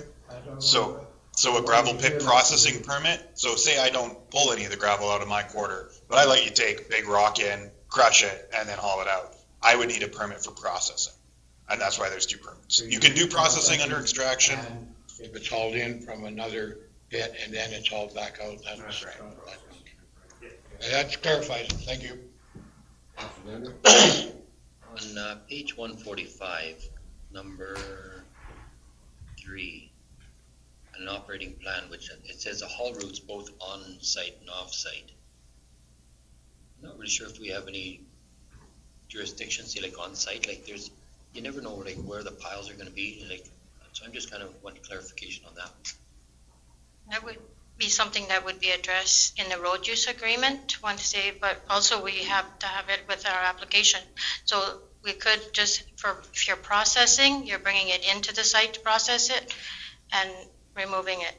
So that is where on-site and off-site, hauling it in and out. So pit plan. In the pit plan, So for the sure. point of the on-site, that's in respect to the neighbors, right? It's part of the appeal of this. If I'm a neighbor to a gravel pit, I want to know whether your defined traffic lane for your trucks coming in is right against my fence line or whether it's in the middle of the quarter. So that's why our on-site traffic is a consideration there as well. I was like, as you're processing this, you might be you're going to have different plans on where the piles are going to be. You know, like if it's next to the property line, by all means. That's the type of consideration we want to be able to make when you make that decision. Counselor Grover, did you have your hand up? No. Any other questions? Concerns? Counselor Gender? I'm still going through some of them. Okay, like on page 146, it's number 4, details related to subsoil and topsoil replacement and compaction. Yes. Okay, so that would, the environment would have more say on that, wouldn't they? It'll be addressed if we outline it in the permit of what we need, then Alberta Environment would definitely make sure it was addressed. Which is important, sorry, Mr. Chairman, if I may, it's important to remember that not all gravel pits require Alberta Environment approval. Under 12 hectares, is it? Does not require it, and so that's why you see some, what would feel like regulatory duplication here, is so that regardless of the size of the pit, we are approving those details as well. So that if Alberta Environment's not requiring a reclamation plan, they're not going to issue a reclamation certificate. We're still going to follow up on that and have those details ahead of time as part of the approval. Again, for the benefit of neighbors as well as the MPC making the decision at the time. Saying that some pits don't need their approval. So how can you, we? Don't need Alberta Environment approval. But they still need. All pits need our approval, but under 12 hectares, they don't require Alberta Environment's approval, but that land use still requires our approval. I'm just looking at the one up towards Denelda. Like, we're waiting for AEP approval. How can we move it just to our approval? By Denelda, you mean the reclamation on it? Yeah, that's a different. Yeah, so if it's above 12 hectares, it requires AEP approval as well. We can't eliminate that requirement, but we can add requirements. We can increase the standard to say under 12 hectares, even though Alberta Environment says, blinders on, I don't care about a small pit like that. We still do, right? Our population cares about that, so we have to regulate it separately. And once they hit that 12 hectare size, they are obligated, and that they going to have to report that to us annually in their activity bid. They then go to an Alberta Environment approval. If they've got their ducks in a row and their homework done, it's going to be an easier approval for them to get. Could we, as part, this may be not within our land use, but when it comes to our aggregate levy, could there not be something in it where they have to calculate what total amount based on their pit study of what they feel there is for gravel? Rick Garza always. So that should correspond then? Yeah, so that's where the annual activity plan comes into place, and that does come through the land use bylaw. Councilor Gender? On page 146 again, number 2, a topographic map of a minimum contour index of 1 meter. So is this on the reclamation side? Mm-hmm. Yeah, all of these points are what does the site look like after you've reclaimed it? Because that's an important piece to plan ahead of time to make sure you can make those things happen before you start taking earth out of the ground. Because as a pit lake, when you're developing it, you don't know the topography of it. Yeah, no, this is strictly reclamation. Yeah, if you've got a pit with a 5-to-1 slope on it, well, that's how you're going to pile the gravel as high as you can, and that's fine. It's after you've reclaimed it. That's what we're planning. So these are ones that you do it after the fact, after you've contoured. There's no stating, okay, you have to do this on it. Right. We say, okay, how does it look today when we're approving the permit originally? How does it look today? And then what are here's what, as big as you're going to go when you have it dug out. And then what's it going to look like when you finished up and you've restored it and reclaimed it back? That's that last piece, that third piece of reclamation is what, and you can see the header under 145, that the plan for reclamation of the site shall include. So that's all about what it's going to look like when that pit is done and wrapped up. It could be very difficult in there not knowing on what amount of gravel is going to be extracted. So they might have to do some modifications, like if it's plus or minus one way or the other. You can always apply to have their permit. Yeah, but they should be planning that far ahead. It shouldn't be willy-nilly and, I think there's this much gravel and that part doesn't matter as much as well, but we're talking about the slopes rather than the defined elevation, right? You might go down further than you originally thought. That just means you're going to have a longer slope than you originally thought. But the index, the contours themselves will have minimum restrictions. Page 146 again, number 2, right at the very bottom. Types and amount of equipment on vehicles being used on site and off sites. It's like you never know what you're really going to be utilizing on the site, as you're doing. It may change as time. And list them all or come back and revise your permit. This has got a lot to do with adjacent landowners who are getting really fed up with noise and dust and 24-hour-a-day operations of pits. Sadly, we have to look at these rules in because people have abused them. Have respect for other people. Just to put some perspective, when we looked at the fertilizer appeal that we had up near the lake, that product, there was big questions around how are you going to be processing it, and the fact that it was a front loader or a crusher that went in his loader spoke to the size of that operation versus a big conveyor-based crusher, or an even bigger structurally based crusher. So that's the type of detail we're getting to.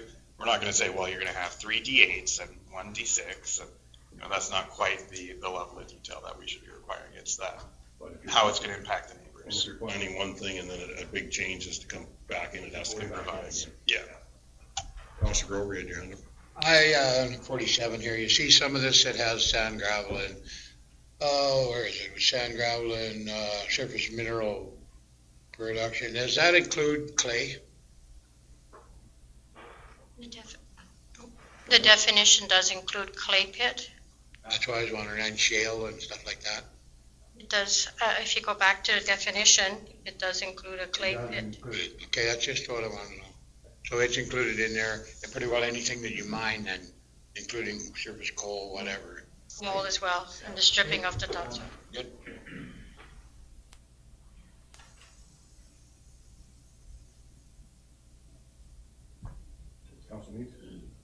So, if this passes, do we go back to everyone and have them?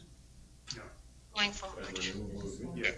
So the land use bylaw guides how you issue a development permit. Once that's issued, it's sort of frozen in time. Fortunately, with our gravel pits, because of the nature of them and the high intensity use of them, we have put expiry dates on the vast majority of them, so they do come up for renewal. And so at a certain point, each of these will be brought up to the standard as part of the renewal time. Councilor Jender? On page 148, like they say they expire on 5 years. So if they let it lapse, that's when you can shut them down. Yep. Yeah, so if they don't come in for a renewal, and their application expires, our first step is a stop order, and we say stop doing anything. Generally, we anticipate that at that step, they're gonna take the option that says, come get a permit. It's usually what happens. I mean, paperwork gets forgotten about. It happens. But if they refuse, they say, no, I'm done with that pit. I'm going to walk away and I'm going to leave a big gaping hole in it. Well, that's where we start to enforce on the reclamation side, and we go through the MGA to require reclamation for the permit. Thank you. Any other questions? You're good? Any questions from anyone else? We need to first reading and public hearing date. I think I made that one. Did you, Les? Hoover did, yes. I apologize for that, Les. It's been a while. It's been quite a conversation since that point, so thank you. Motion should come before the discussion, so I got right in on there. Good, thank you for doing that, Les. Okay, so we've got first reading, and the public hearing date was December now as I speak on that. Thank you. So if there's no other questions, all in favor? Carried.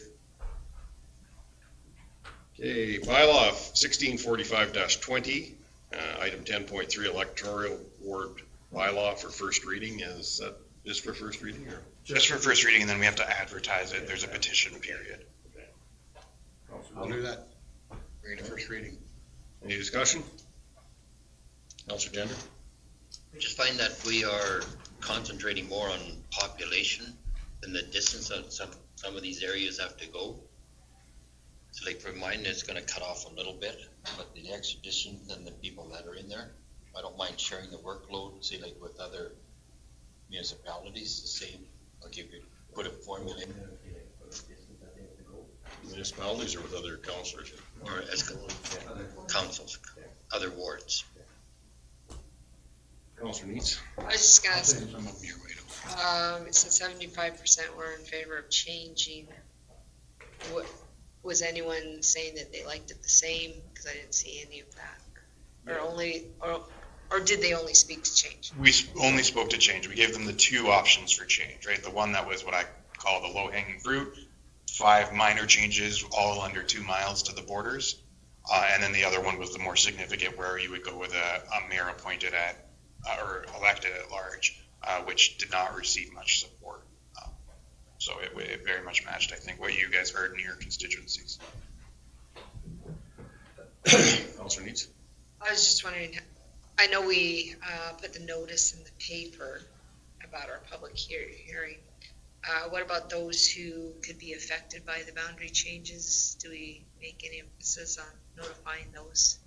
There's no requirement to, but if council would like to make that requirement, our advertising bylaw does speak to all advertisements should be in a manner that council feels is appropriate for the people affected to be heard.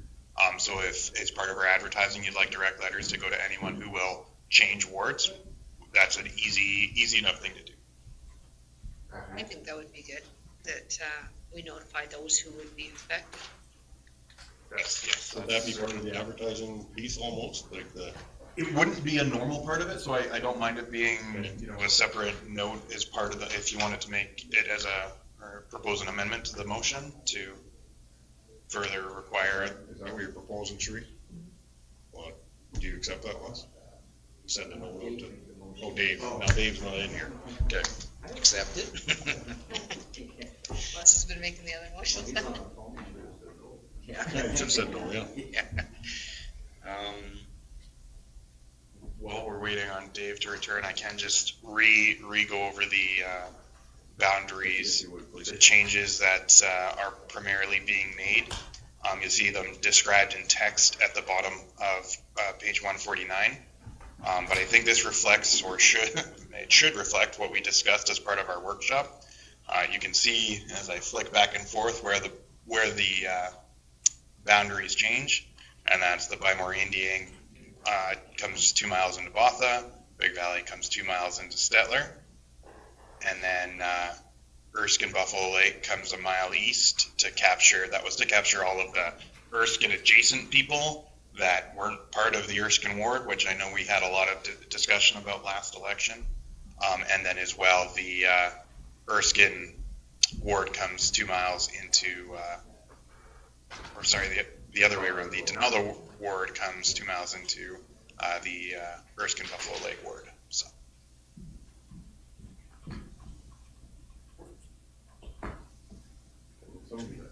No, go ahead, Councilor Gender. I guess I'm just kind of looking at, I'm being robbed of land. You are, but you've just got so many people. That's the thing, it all comes down to the board. Yeah. Belong to the land baron. The best practices in the popular opinion doesn't care how much work it is. That's never the point. So the amount of roads you have to travel, it doesn't care. But what it cares about is that every resident has the same voice, right? The same ear of their council. So that's why it's so focused on population. Councilor Nixon? We can nitpick this all we want to, Mr. Chairman, but the movements of boundaries have to be practical for one thing. They have to look at the population and still not make the areas too big for another thing. And thirdly, we're first and foremost all councillors for the county staff. And we're bound to the MPA too, so. Councilor Grover, we'd had a friendly amendment if we could send letters out to the residents that were affected. You don't accept it? I don't,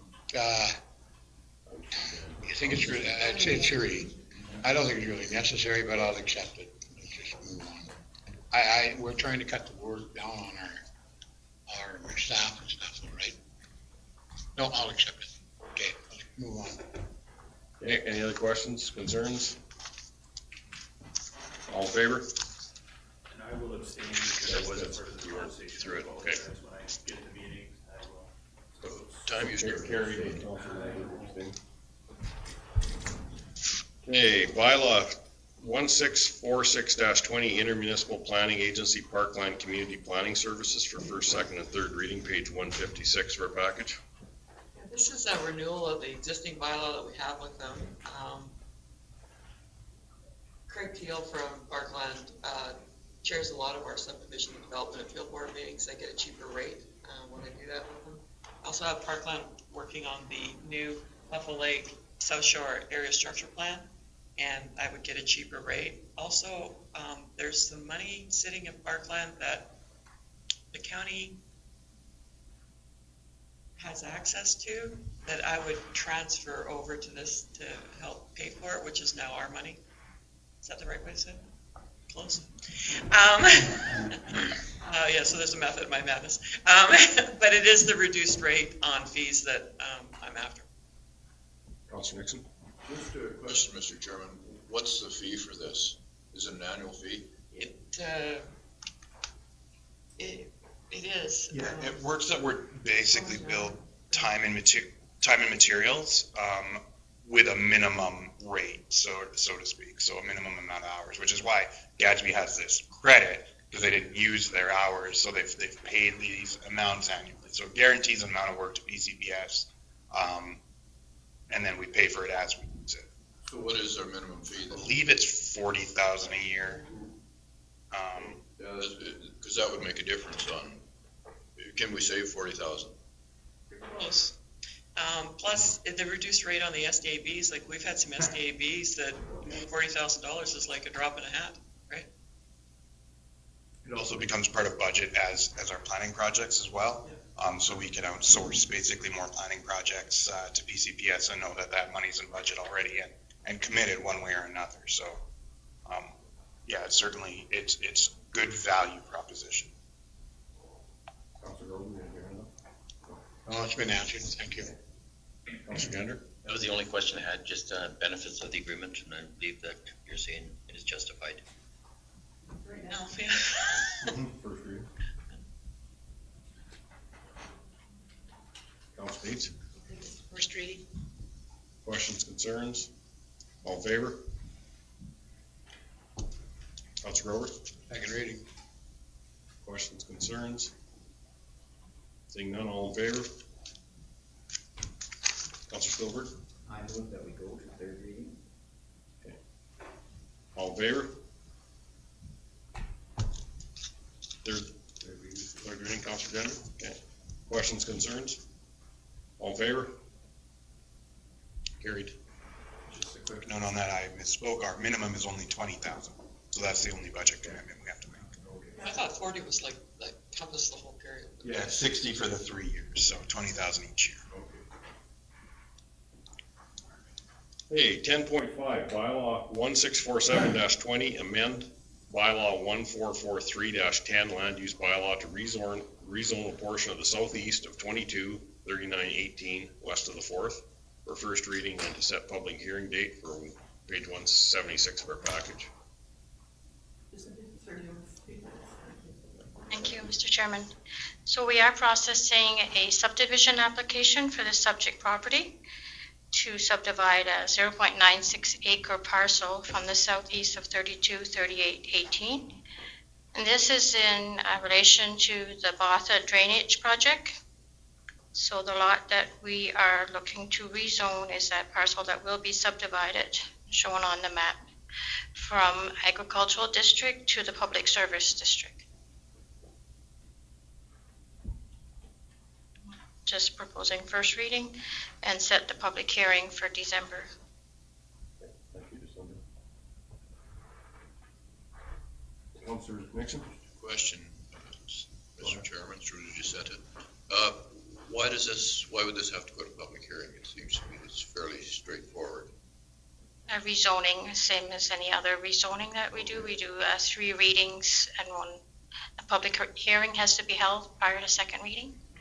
It's just a process that we follow for any rezoning. And is there a urgency to this, or? Well, the project is nearing completion, I believe. If Rick could speak to the status of the project, but we are working at getting it completed.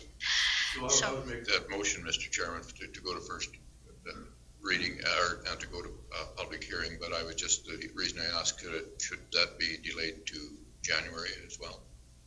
I think it would be ideal to have that public hearing in December. Okay. So that we can cleanly dispose of this project as soon as we're able. That will be my motion, Mr. Chairman. First reading. First reading, public hearing in December. Councilor Stolberg? Just a question, where would the west property boundary be of the old village of Botha? Would it, yeah, I guess where is the west boundary of The village of Botha or the actual parcel? Because we originally proposed to bring the boundary to the road allowance. That would require a closure of the road allowance. So right now it aligns with the undeveloped road allowance there, as you see. Oh, okay. And then, of course, the piece that we're working with today is in the county part, really. It is, yes. Yep. It's all the county part now. It's all part of the county's hamlet status. questions, concerns on that? All in favor? Carried. Thank you, Cindy. 11:52. We're into reports. We'll go through the Chief Administrative Officer's report, page 179 of our package. Was there any questions of Councillor Gender? Page 184, the bridge damage. It says $8,000 if we're gonna repair it ourselves. Much less than that. That's the one the truck hit, the stolen van hit? Yeah, stolen van hit.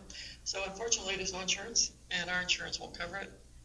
So we have to get it fixed, or the bridge will start to deteriorate more than it probably already is. So, I talked to Krista about it, felt that we should repair the bridge. We'll, hopefully have enough money in operations. If not, we can always pull it out of the bridge reserve that the county does have. We'll bring that back to council for approval. But I don't like to leave bridges with girders knocked off of them and railings knocked off of them. They're dangerous, and it promotes rot. Well, did we know, like, the guy that owned the van had died a year ago, and his insurance, yeah, it was crazy. But the van was stolen, there was no insurance. The guy that had owned it previously was dead, so he, like, yeah, it was just. Blood from a stone. I think every bridge that we've had damaged in the last couple of years, I think almost all of them have been stolen vehicles. Like, I don't know if they go out and just be up on our bridges or. I don't see them take out a culvert now. So. Councilor Never? Mr. Chairman, I just, for administration, I want to give a kudos to the Stettler Ambulance Service. I had opportunity to utilize their services for my mother a couple of weeks ago. Also had opportunity to utilize services from another community for my mother to come back with. We should be very, very proud of the ambulance service that we have in this community, and I think it is kudos to our administration for working very hard to keep that here and keep it in place. And I don't think, unless you are somebody that has used it and had opportunity to use another service, you understand the total ramifications of how excellent a service we have here. So I just want to make it. Stettler Ambulance does have a patient feedback survey that they very much appreciate being filled out, especially with comments such as those. It goes towards their accreditation. If you could send me that link, I would more than welcome it. It's, you know, thank you for bringing it up, and thank you for saying we fought very hard to keep Stettler District Ambulance under the control of the municipalities of this area. And yeah, I mean, they are awesome, just awesome. I say kudos to Public Works, like when they are putting in here that they're removing lips. I think it's bloody well evident all over the county, like on the reshaping and removing them. It'll be great to be able to see how this is going to be showing up next spring. It's always been in the past that, well, the grass is too tall, but you hit it very well this year, even with the grasses that were on it. Kudos to you. Thank you. Councilor Nixon, did you have your hand up?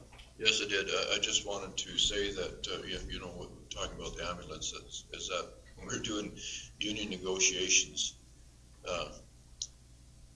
it was very evident that the other party did not want to go back to AHS, that they appreciate what we offer here in the Stettler area, so. That's good. Any other questions, concerns? Councilor Gender? Surprise. Councilor Stewart? I'll move that the CEO's report be accepted as presented. All in favor? Carried. 11:57, should we break prior to going into financial reports? Yes. Do that as a section. Break for lunch, okay? Thank you.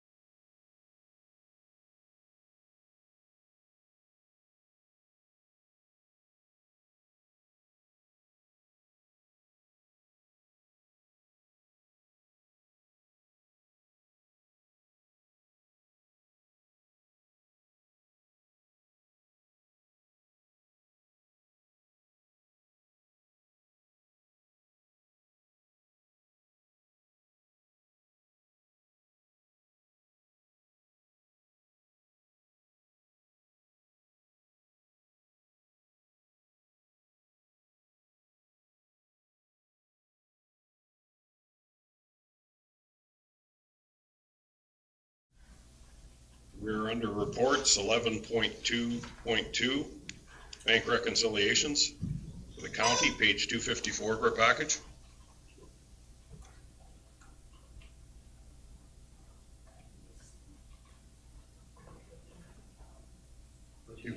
It's page 254. 247.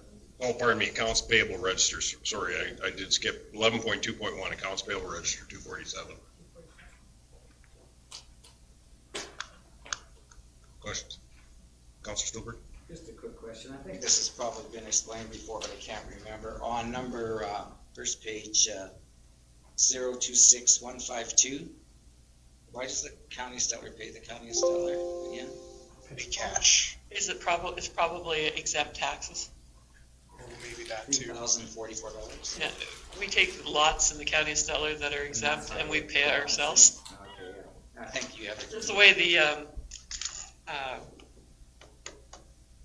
Diamond does the tax roll. Okay.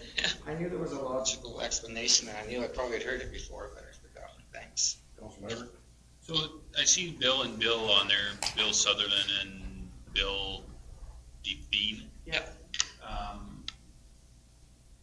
Is that, did we settle on third to third to third? Yes. So we pay, they pay us. And have they paid us? Yeah. Every time we've billed them so far, they've paid us. So we pay the one bill, and then they just reimburse us. Okay.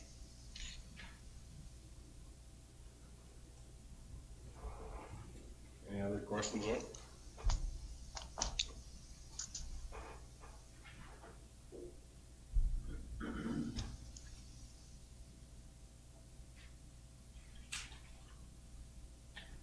Councilor Jenner? You move? No, just the chief, or pardon me, the finance, the accounts payable register, and then we'll go through the rest of them.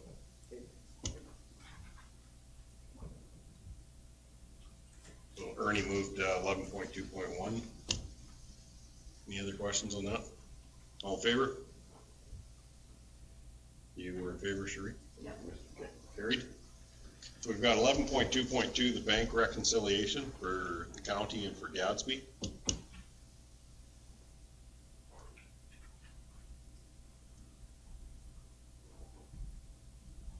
And you said Gadsby will be over January, February at the latest. January, February.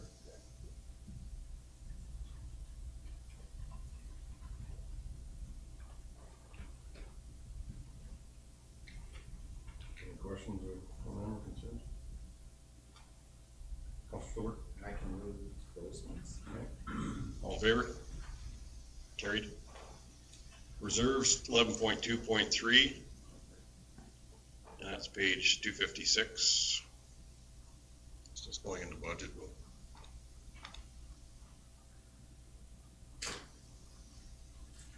Council Nates? Okay, all in favor? Carried. 11.2.4, year-to-date budget. Page 257. Council Stillman? On page 261, emergency management, typically, I see there's no revenue. Typically, when do our partners kick in with some contribution? Year end. Year end. What kind of money are we with that? So for actual cash outlay, I don't have those numbers on hand. We're probably in the $30,000 to $50,000 of staff time from the COVID crisis. And we are pursuing grant funding for that before we bill the additional out to the summer villages. So we haven't heard back on those yet, exactly how far we can push it. They're trying to be pretty restrictive about how much staff time we can push into that. But we are, as the managing partner of SREMA, we are pursuing the grant funding on behalf of the regional agency first. Shouldn't we bill that money out even quarterly now? I mean, considering what's going on, Yeah, be the banker for our villages and our summer villages is getting to be something that I think we need to look at as well, that all our grant funding that we push out seems to go out quarterly, we're asked on a regular basis to pay it, so I'm not sure why these guys can't do the same. It's all about carrying charges, I get it, but I mean also that it's something that we should be looking at from, we're asked to pay the bill up front and then we hold the bill and then we get paid at the end of the year. I understand that, but it's getting to the point where we are on a very tight, timely budget and it needs to be dealt with. And the same with this. I passed the COVID money out, and if we get a grant, we'll give it back to you. Yeah, that's a fair comment. I think we actually did have a request from the town to kind of sit on it a little bit, trying to see how much staff time that we could put through on the grant and not try to hit the summer villages with a big, and the villages with a big bill. But you're right. And that's the same with the mediation. I mean, I'm billing them every time I get a bill and I pay it, I bill them because they haven't even opened up the ability for me to apply for the grant. So there's no guarantee I'm going to get it. So I might as well have the money. If I get it, I'll reimburse them. Yeah, the major difference on this one with the emergency management is that the most substantive portion of the incurred cost is a sunk cost. It's staff time. So it's not like we would be sitting on that money anyways. So yeah, and with our major partner being the same, they also contributed, just about 40% of the staff time to the major incident. They haven't been seeking a bill aggressively either. So we are trying to work with a nice sense of regionalized benefit. Basically, we're dealing with 20%, is what really the total of 20% that their 3% is collectible. The way Stream has been built out in past is we take 75% of the total bill and split that 50-50 between us and the town, and the 25% goes to the other 4 villages. Mr. Chairman, if I could also, on page 262, the rural aggregate levy, we've only collected $15,000. That would have been as of end of September, so that doesn't include third quarter. Are we getting paid from everybody that should be out there? No, we have enforcement ongoing or request for inspections on anyone who's been delinquent on submitting. How many companies or individuals do we have that are not paying? I have 2 that I would have suspected to have received a cap levy in Q3 that I did not receive one for. There's a couple other stragglers that are typically not pulling out of pits they have active or sort of semi-active. Like some oil and gas companies that do own a gravel pit, for example, we're waiting on them to submit as well. Chances are those ones will be 0, but of actual gravel operators, there's only 2 I believe I'm waiting on for Q3. And what about Q2 and Q1? Has everybody paid for Q1 and Q2? Q2 still has 1 outstanding from one of the same 2 gravel operators, but one individual not paying his levy fee, and in Q1? And Q1 is all reported and paid. All reported and paid? Yeah. But not Q2? Okay. Correct.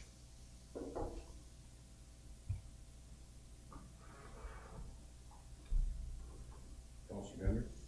Page 263, the bridges, is that like with the culverts that we're replacing? Yes, and then I'll do the final grant claims, and we'll get $150 per year. That'll offset an awful lot of that. Okay. And on for the gravel, the road construction, is that because of the reconstructing the roads?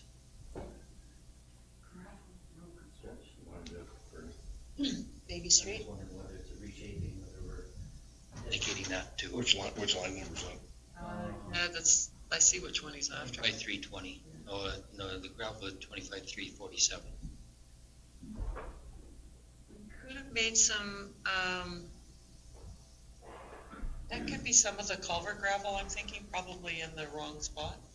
Because we go out and give them one more load of gravel when we get done smoothing everything out. We usually go with the 1.5 inches. Give them a couple weeks to pound in, and then we go out with 3/4. So I'm thinking it might be in there, just in the wrong spot, and that we'll make the adjustments. We are costing some gravel for the Baby Street extension, but we took a lot of it out of here, so there's not a very big cost of that gravel. I just see like with that, for the road construction beans that we are reshaping an awful lot of them, that you could be putting gravel into there. We could be, but we're not doing a lot of graveling yet, just mostly pulling the sides. Yeah, so I I got a feeling it's the bridges, but I'll double check. After we pull it, we re-gravel it. Krista watches the meeting, so if she has an idea what the question is, she'll answer for me in a couple minutes. That's what it is, it's well worth it. Counselor Nixon? There was gravel put on the mile over to the landfill as well, so. Did we build all that back to the landfill? Okay. Counselor Denner? Page 267, the village at Denelda, 14543. See that we're receiving revenue from there for the monitoring. Have we not been receiving in the past? We didn't have, is this an expense? No. Income. Our agreement hadn't been signed and it kind of sat there, so I'm thinking they probably paid catch up a little bit, Andrew. Sorry, just catching up. Village of Denelda monitoring revenue? You said 14543? Yeah, so of course, we didn't know how much work we would have had to have at budget time last year, because that's just when we were signing into that agreement. So yeah, it's basically, well, it's mostly in and out. We have a set rate that the guy's time is billed at, and then any materials are billed at cost. And that's just based on a contract we entered into to get them along, because they don't have a systems operator that's qualified. So we had not been collecting from them in the past? No, we haven't. All year we have, sorry. Like we collected 1,200 this period, so in September, and 13,000 for the year to date. And they did have a guy that was actually testing their water before. But I don't know if that's. You only had a small system, so we required supervision. So I think we're doing the testing now, right? Yeah, we do everything for monitoring, testing, and treating water. We don't do any infrastructure work. So if they've got a break or something, that's to their public works to worry about. But we just ensure the quality of the water for the village residents. So what we're doing last year compared to this year is just picked up quite a bit. Thank you. Any other questions on that?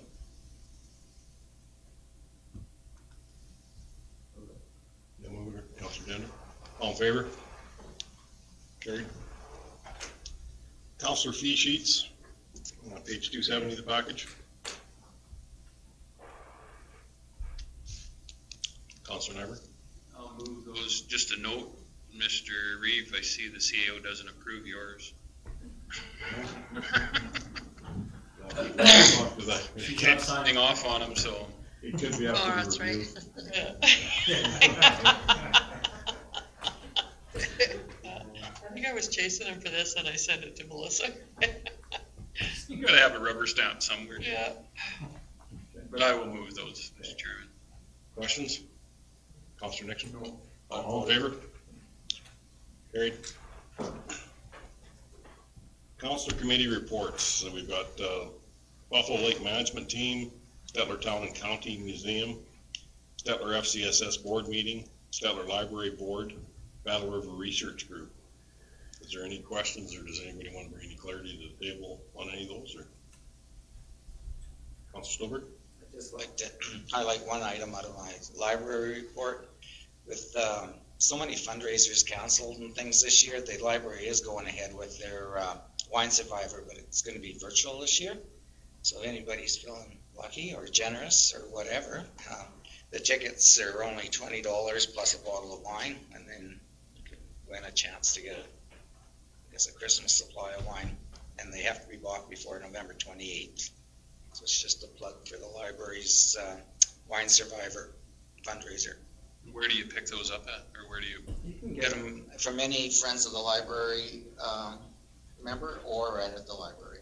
Okay, who do I give the bottle of wine to? You. You're a friend of the library. They bring them to the library. I know some bring them to the library and drop them off there, but I guess they can contact you. And actually, if you don't want to purchase a bottle of wine, you want to keep it totally virtual, you can just give them an extra minimum of $15. I see. And they will purchase the wine. Fair enough, thank you. Yes. It's the deadline. And then the dates in December, I guess I didn't put that one in, but the key part is they have to do the tickets before November 28th.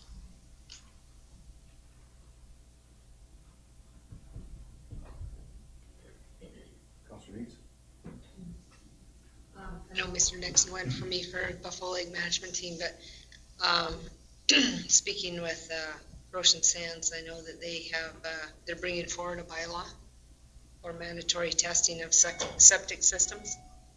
And they were wondering if all other municipalities are going to be doing that too. I know for our Buffalo Lake IDP, we are adding a section in there, and we're still waiting for the draft to come forward. But that will go kind of a generic version of all municipalities will have some kind of bylaw or policy in place for testing septic systems, and then it's up to the individual municipality to make their own bylaw. So something for us to think about, especially since this issue became a hot topic this summer with the fecal matter found in the lake. So even some of our own people have gotten together and made their own committee to talk to the government and see what could be done. Actually, I did make reference to that in my notes of the minutes, Mr. Chairman, and yeah, that was something that I mentioned to Yvette. I may have mentioned it last meeting we were at as well, but yeah, it is something that concerned everyone around the lake, including the county. So just to know, I can't remember who, was it you, Wayne, or Les, that was telling me that one of the septic companies is now been making it point that, was it you, Les? Yeah. That they, every time somebody at the lake gets their septic tank pumped out, they make sure that they get a receipt. It's pretty much mandatory that they get a receipt now, so they're gearing up for something coming. So. They're expecting us to do a bylaw, and I think that's, so, Mr. Chair, if I could, I would think that would be the area resident, or area councillor to make a motion to instruct that to be brought forward. Yeah, specifically, sir, I was just about to ask if council wanted to see that as part of the water and wastewater bylaws we intend to do next month. We can certainly address private wastewater systems in that bylaw. Yeah, didn't know you bring that forward. You'll bring a motion forward to do that? Yeah, to look into it and see what we can put on there. Try and build some language to that. Do you know, sorry, just as an aside, do you know, you said it was White Sands that was already working? It's Roshan Sands, he's already written one, and I don't have that here. Did they give that to you, Wayne? I'll reach out to Jason and see what theirs looks like and see if there's some good parts that we can mirror, so that we're consistent across the shoreline if it's adequate.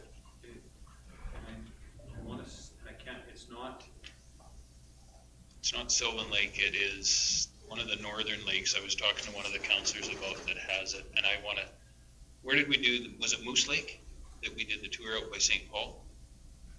It might be St. Paul, County of St. Paul, that has a program already in place, a bylaw, yeah. I also know our communities are kind of gearing up for it because they've asked our CAO if she knows if there's any grants or whatnot for inspection of septic systems. Because I guess in some areas they have to bring in the RCMP to inspect the septic, so it comes in to be quite a cost. And, yeah. So. How much for the RCMP? I guess it's because of private property, and some people will have an extra tube inside of their house for gray water. That would be when you have a resident who is non-compliant. Non-compliant, yes. That would be our peace officers, I guess. All new things we're learning. So our CAO was looking into that for them. And I'll be honest, I haven't had a chance to. And I told them that she's been quite busy lately, so. Anything else on the reports? So do we have a? Oh, we have a motion on the table, yes, but I was gonna close the reports and then. Okay. If anybody would accept for information. I'll give you the receipt. Okay, all in favor? Now we have a motion on the table to direct the administration to include private wastewater. Private wastewater restrictions and bring forward that to the December meeting. Okay. Any other questions on that? All in favor? Carried. Consent agenda items, letter from concerned ratepayer, 12.1 re-chip seal from Highway 601 to the gravel road that leads to Old McDonald's campground, Scenic Sands Development, page 283. Councilor Nixon? I would have a comment on that, Mr. Chairman, and I wish people would quit calling us short-sighted, because it, to be blunt, pisses me off. And, you know, there's so many things that we have to consider when we consider budget among other things, but budget mainly on a gravel road as opposed to pavement is huge. The difference is huge. $100,000 a mile compared to $1 million a mile for pavement. That's huge. So I think if people, and I said this before and got in trouble over it, but if people want to approach us and talk to us, they shouldn't allege that we're short-sighted. Thank you. Any questions or comments? Councilor Neitz? Did this person call, or did they just send a letter to the county itself? Okay. I just wonder if we should reach out and say, you know. We're not short-sighted, that's what we should say. Nixon says you're not short-sighted. You know, Mr. Chairman, one of the people who I talk with out at the lake at Scenic Sands very often, we email almost daily, and he wondered about that very same road. And so I just explained to him, just as I said now, that this is what it costs for gravel road. This is, you know, figures that we've been handed. $1 million a mile for pavement, $100,000 for gravel. And it is, with our budgets now, we can't justify it. And he said, thanks for being blunt, sort of thing, saying like it is. So there's nothing wrong with letting the people know what the costs will be, what the maintenance will be, because it doesn't work. Councilor Neitz? I wonder if we should, sorry, I have a frog in my throat. If we should send out a letter to explain.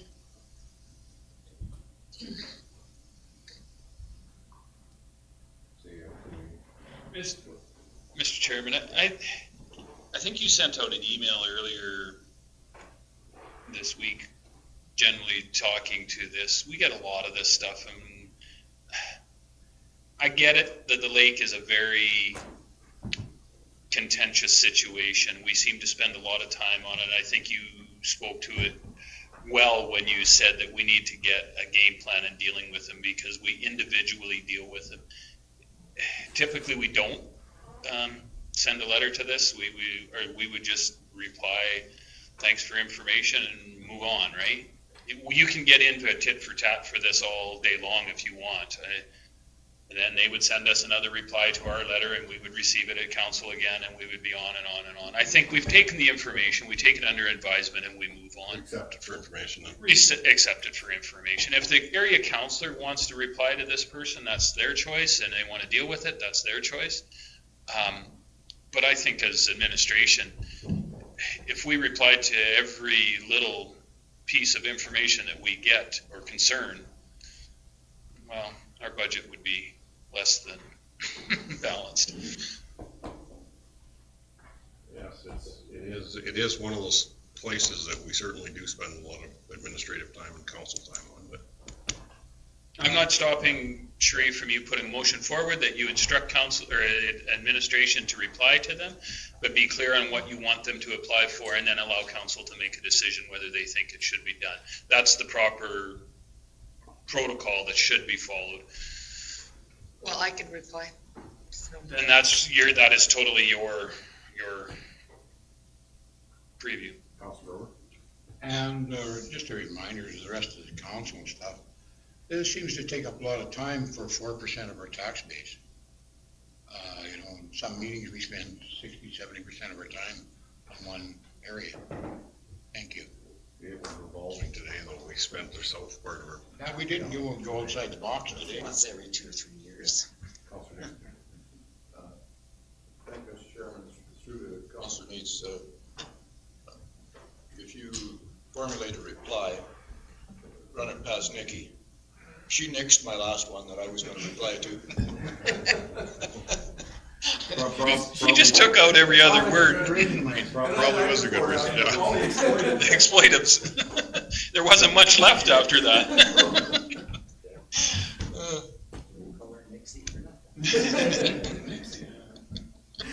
So we'll run through each of these if there's comments, and we'll accept them all for information after. Councilor Neitz? I would like to thank our staff though, because they're very good at responding back to any of our residents. I know our CAO is on the phone a lot. She's been very good to our residents out there. As I put in that note, I feel though we have to look at how we're dealing with that, because that 24/7 should not be part of that answering the phone CEO. It's emergency management, that's a different story. That's a different story, but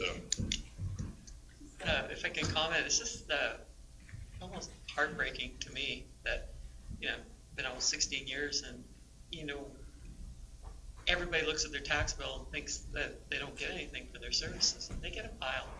And they just, no matter how we try to communicate it, no matter how many times we try to reach out, everyone goes to that, I don't get anything for my tax bill. You get a lot in the county of Stellar, more than you do in a lot of other rural municipalities. And it's just, I don't know how to hit that home to get people to hear that. We'll keep trying. yes, we'll keep trying to communicate it, but we have been communicating it very loudly this year, and it seems to be the same comments. People don't read it or hear it or tweet it or. Hit him over the head. Oh. With the comments.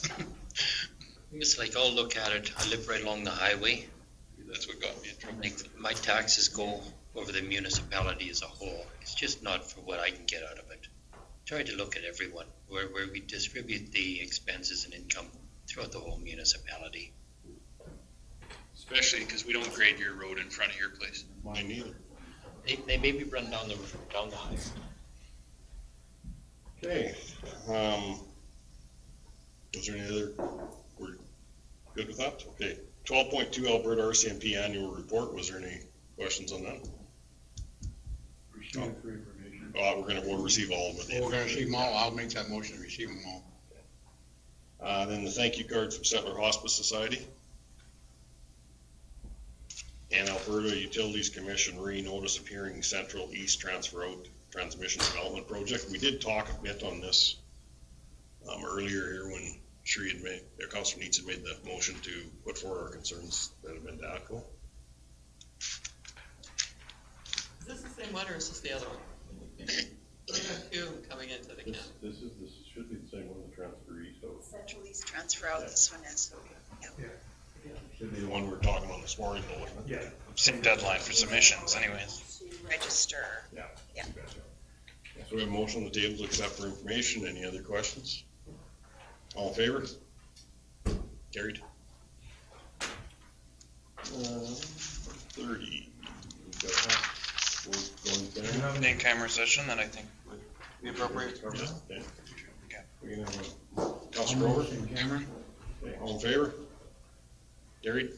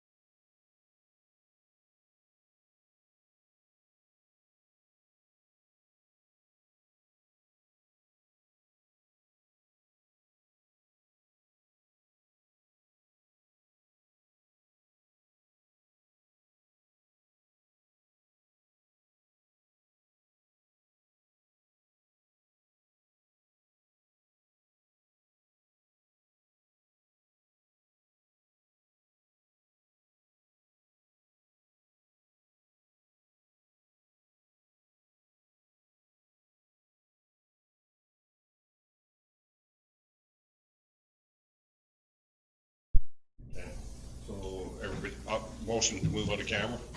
All in favor? And motion to accept the reserve bids for tax sale? Yeah. All in favor? Carried.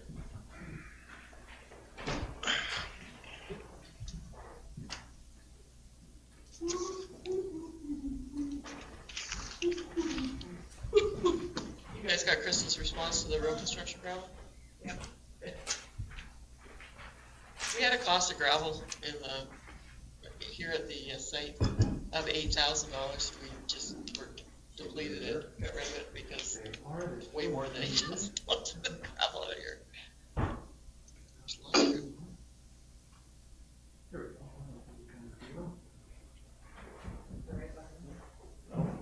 Okay, we'd like to welcome our delegation, Stettler Public Library.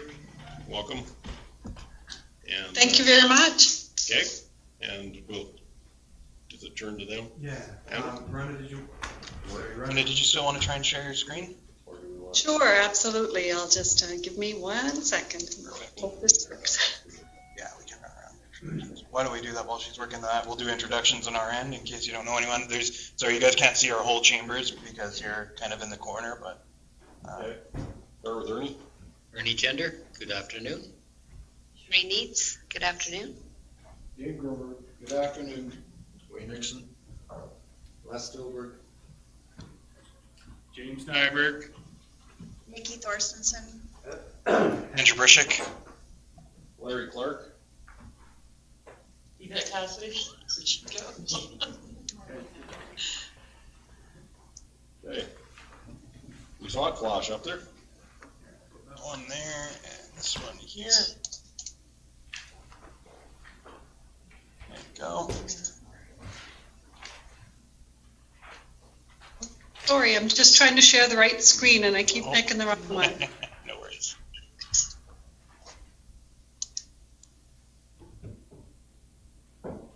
So do you see the full 2021 budget? You betcha, we see the proper slideshow. You guys can take it away. Okay, so if you see the more than you imagined, rest assured that's our services and not the budget. Well put. Okay, so today we have in the room, we have James Scottle. I always cower before I say her name. And Barb Gano, our treasurer. So, thank you for giving us this opportunity to present our budget.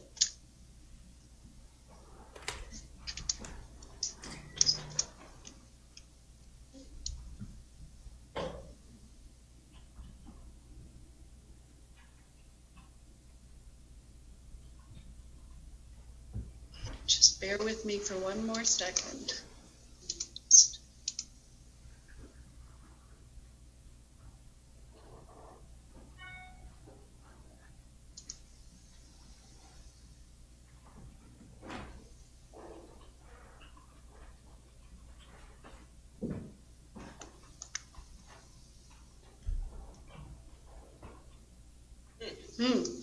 Very curious. Okay, I'm just going to stop the share and try this one more time. It's coming up on Rhonda's screen, but it's not going up on the big screen. It's not allowing me to read it while I do it. So, there we go.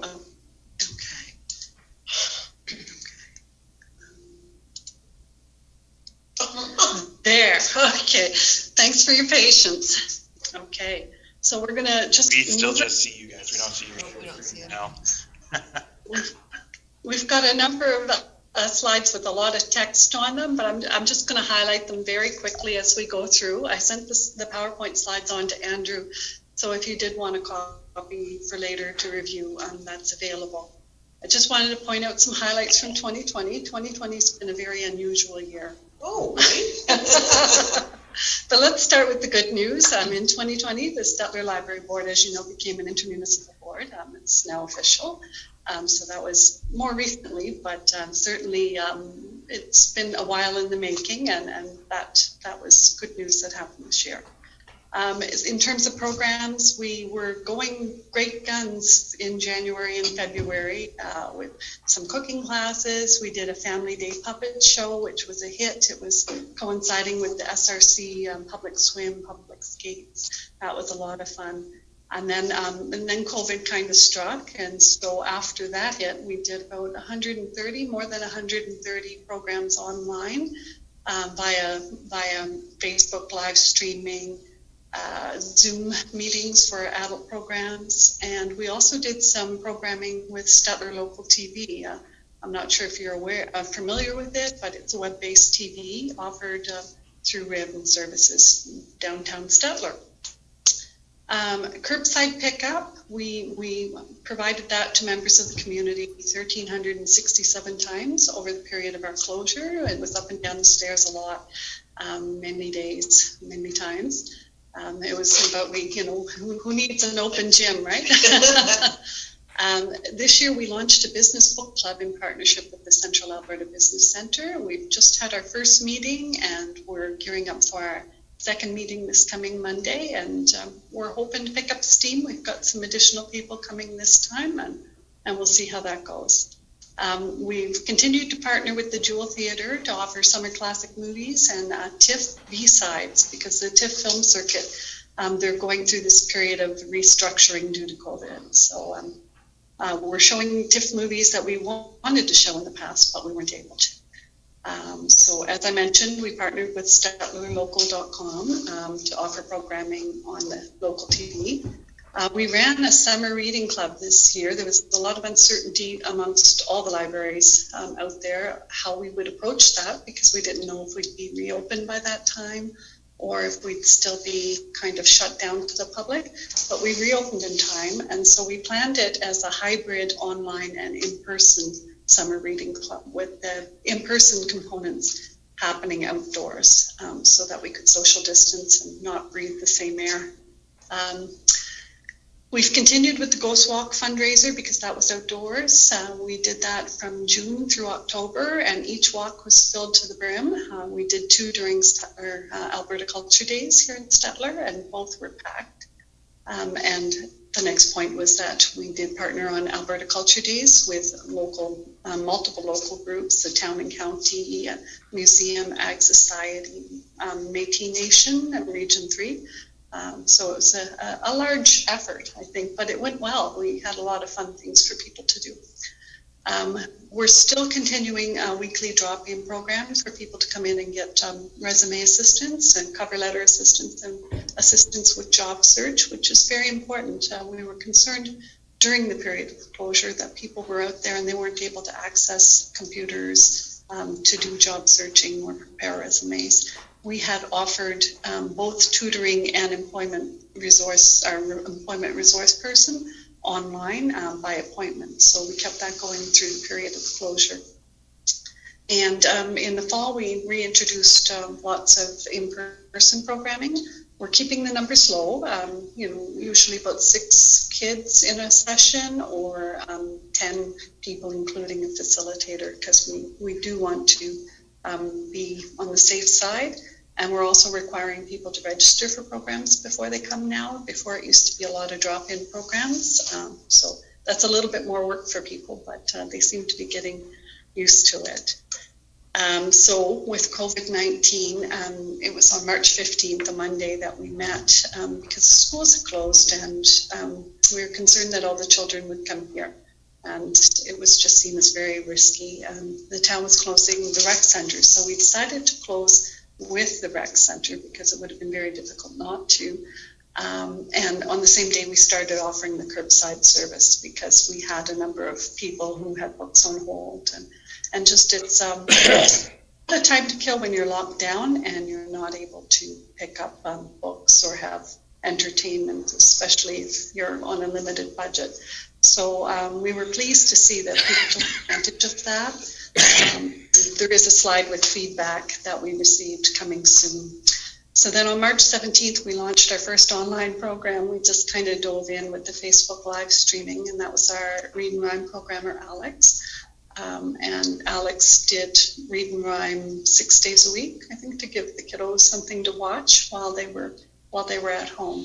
And Alex also started reading books for older children. I think Ramona Quimby was the first one, and there were a few others after that. So we follow this with some online programming for all ages, crafts and activities, story times, book club, digital art, tutoring, online games, and ukulele circle. And we just kept going until we reopened. And for the curbside service, our team members, Brandy, Jillian, they were in the library almost every day, I think, Monday to Friday.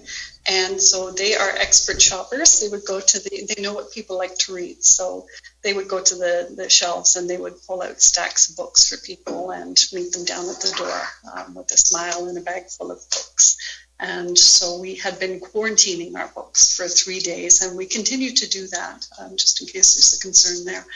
And people were, the feedback we received was that it was a lifeline, to have this material available, and especially for the children. And then in the rest of our time, we tackled projects such as preparing for the reopening and organizing our files and planning programs for the future and that sort of thing.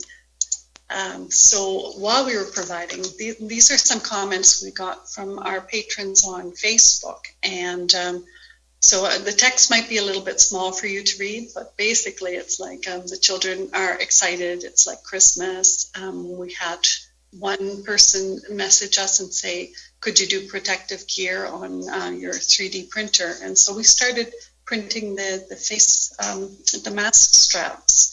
The ear protectors, they call them, and we made those available to members of the community. I'm trying to see what other feedback. One woman wrote that they were near Drumheller, and and so Drumheller closed till September. Exactly, and so they are offering. They wondered if we would do curbside pickup for them, and so whoever contacted us, and people did contact us from other libraries as far as Lacombe and Drumheller, so an hour drive. They were willing to come in and pick up some books, so it was really good.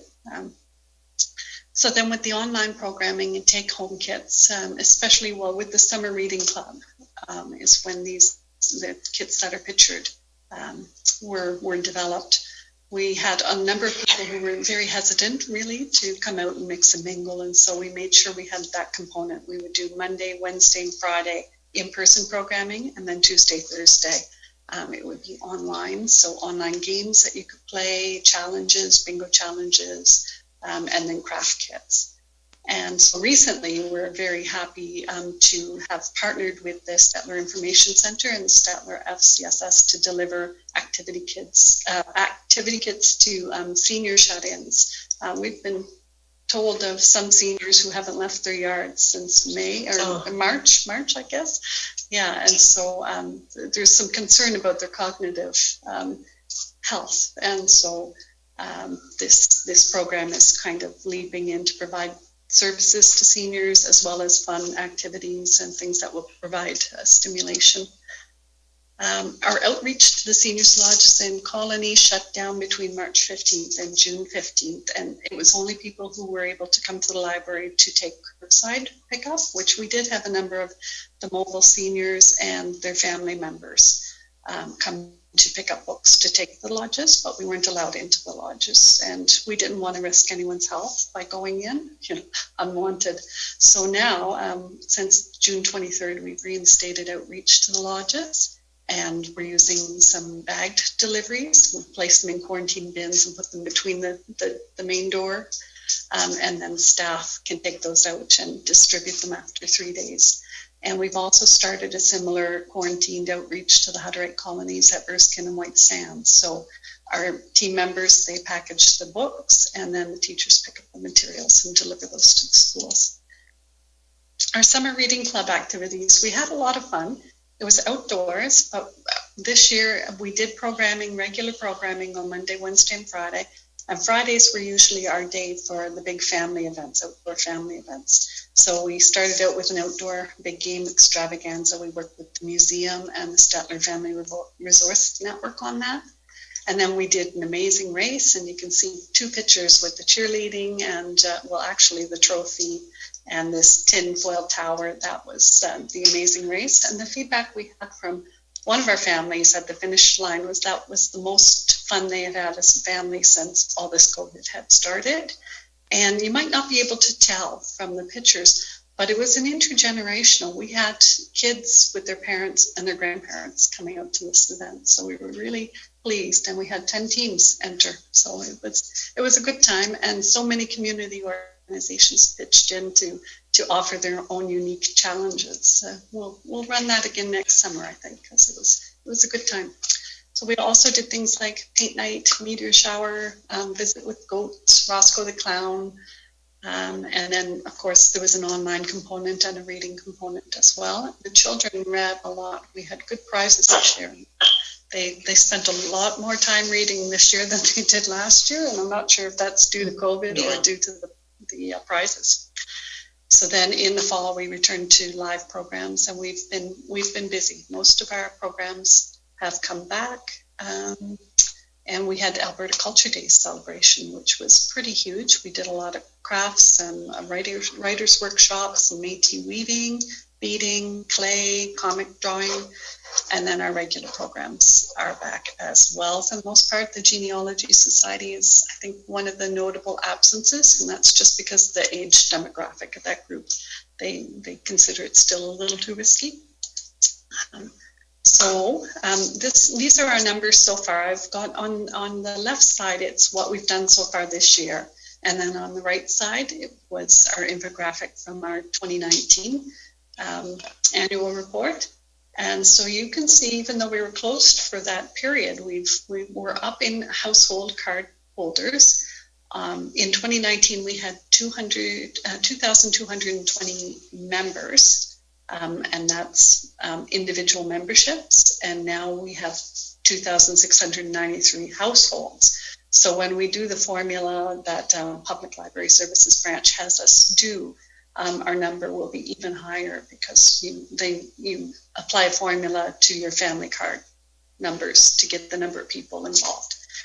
We printed over 200 mask straps, and we provided those to local healthcare workers and other members of the community on request. We're still doing that. Circulation, we circulated 55,884 books so far, and a further 22,617 were brought in additional to that as interlibrary loan. Since we reopened, we've had 12,191 people through the door.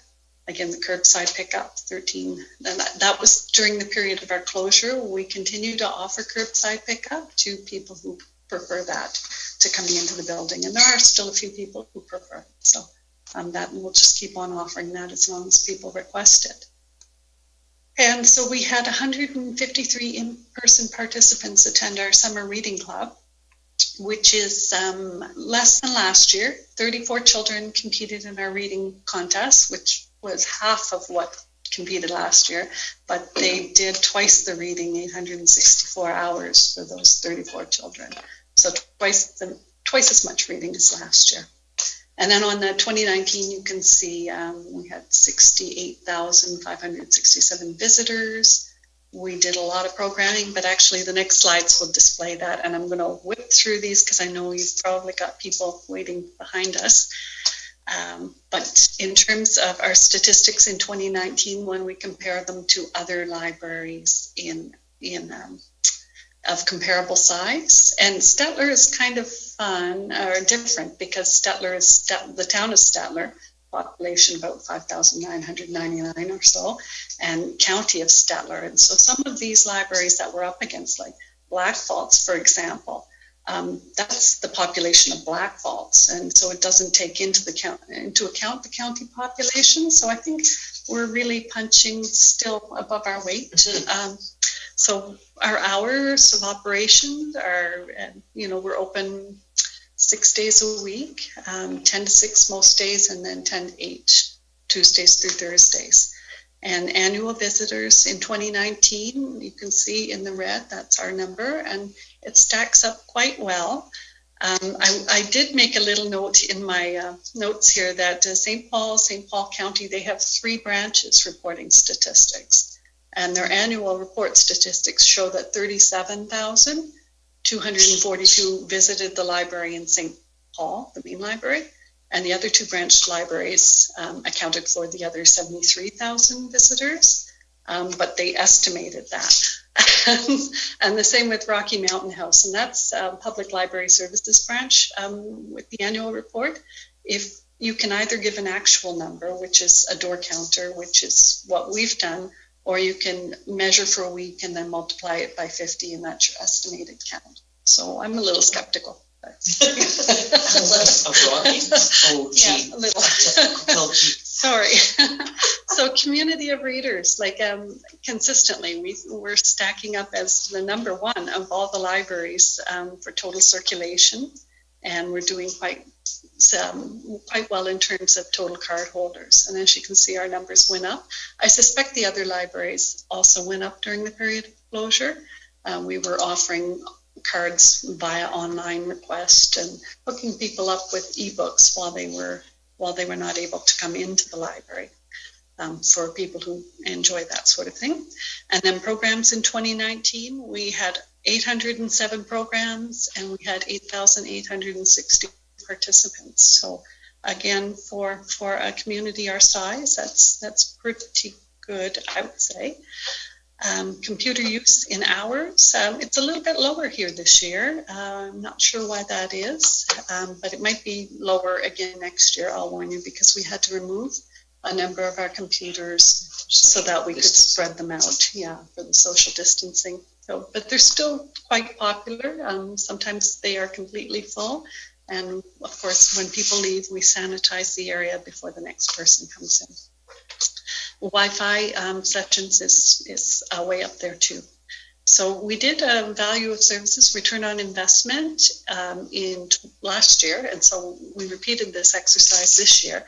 And you can see when you add it all up, the number of units we provided in 2019 versus the value per unit comes down to quite a nice number, which is a little bit lower than last year, but not a whole lot lower. And so Stettler Public Library operated on a combined town and county requisition of $378,003 in 2019 and provided $1,275,472.70 in services and resources to members of the community. So there was an investment gain, and if you break it down, for every dollar invested, we're able to provide $2.37 in value back to the community. So I'd like to see that number go up a little bit next year, but it might be tough because of the COVID challenge. A lot of challenges. Mm-hmm.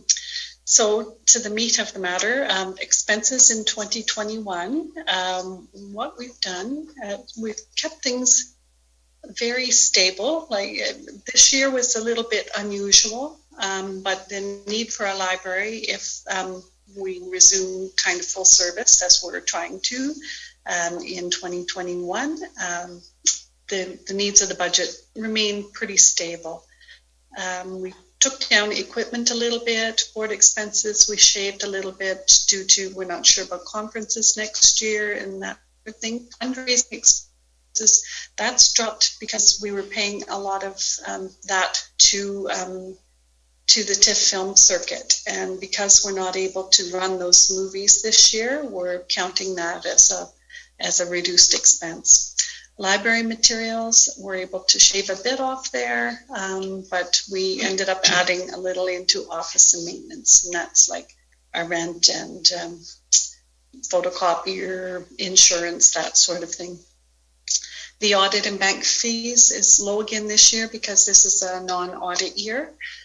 The requisitions payable to Donalda and Big Valley will remain the same, and then staff wages and expenses have gone up slightly, but that is just with the merit increases on the wage grid, and that's not including any COLA. So in terms of income for 2021, to make it all work, we expect that we will receive the same amount of funding through grants, and that's primarily the provincial operating grant, as well as some employment grants that we typically get for Summer Reading Club.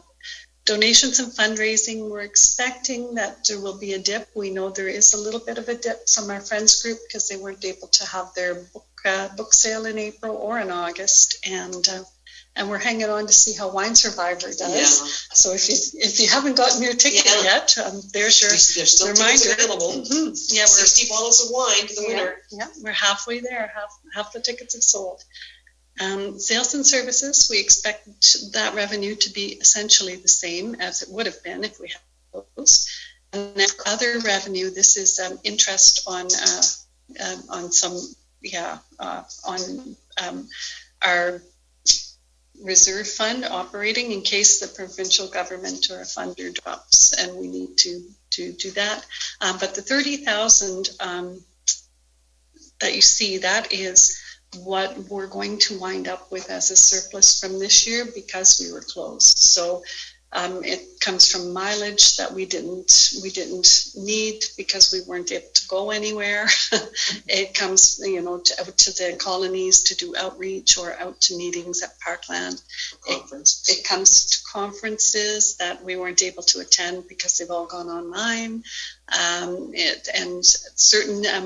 We ran our summer reading club this year on a combination of a Canada Summer Jobs Grant and then our page wages because we didn't have word that we were going to be successful in our Young Canada Works. And really until the last minute, we didn't know whether or not we were even going to be open. So we saved some money there as well.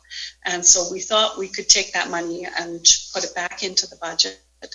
And that way, the bottom line for you is that there's a reduction this year. If you notice on the bottom line, the budget has gone up, but because of this surplus that we're able to pour into next year, the contribution that we're asking from you and from the town will be reduced. And so we're hoping that sounds good. And so, of course, we're not islands here. There's so many members of the community, surrounding area, organizations, individuals that help us do what we do. And so many that we had to go with 2 slides this year, up from 1 last year. And so we hope to keep building that network of library supporters in the community. And so we wanted to say thank you for your continued support. Do you have any questions for us? Mr. Nyberg? So, more for the Friends of the Library, you guys do casinos. Where are you at in the cycle of the casino, and how do you think it's going to affect you because of this dreaded COVID? Yeah, we were very, very fortunate because the casino comes in once every 3 years, and we did ours in February. Yeah. And so just under the wire. Yeah. So Good, we. good. Yeah. Well done, We're ladies. Mr. Stolberg? The casino, it did go through in February, but it's first quarter, so of course COVID caught the tail end of that casino run, if I'm right. I think I'm right on that one. And so the amount the Friends received was probably less than the average from other years, right? We received $16,000. So when we divide it by 3 years, because it'll be 3 years before our next, it's about $5,333 per year from the casino that we can count on. That's money in the bank. That is down considerably. It's 24 to 26,000. Yeah, it's down from previous years. Questions?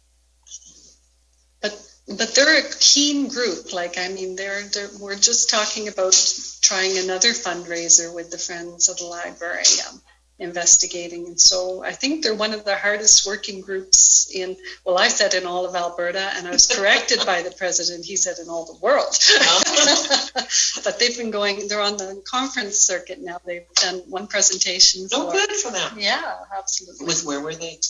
They were with the combined TAL, Alberta Libraries, Regional Library Conference, and now they're going to present it again online to the Southern Alberta Library Conference. Okay. Perfect. Good. Who's your president?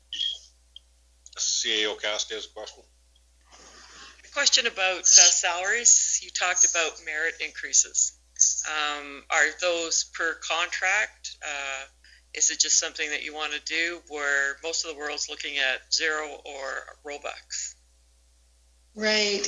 Well, this is a wage grid, and generally with satisfactory performance, you gain an extra year of experience, and our practice has been, unless there's a problem with your performance, you would move up the grid.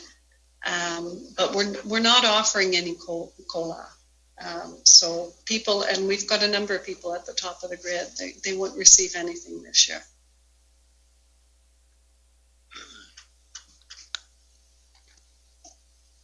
Any other questions? Well, thank you very much on that presentation. It was a good presentation. Thank you. Well done, ladies. Very well done. Great presentation. Thank you very much. Thanks for your time, guys. You betcha. Thank you. Taking this into budget deliberations.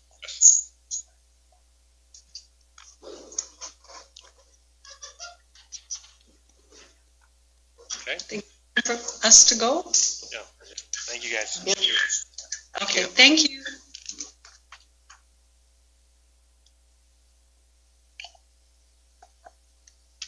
Okay, we're on item 24. Next meeting is Wednesday, December 9th, 2020. And we're item 25, which is adjournment. Question, Mr. Chairman, before we, on Yvette's last comment, what will you be recommending that we do this year, Yvette? Well, I'm talking to staff. I'm pretty sure that based on what's going on in the world, we're going to recommend zero. I mean, once we get a handle on where our revenue is at, it would be great to offer more, because my staff works like dogs. I'll be honest with you, they do, and I want to give them something.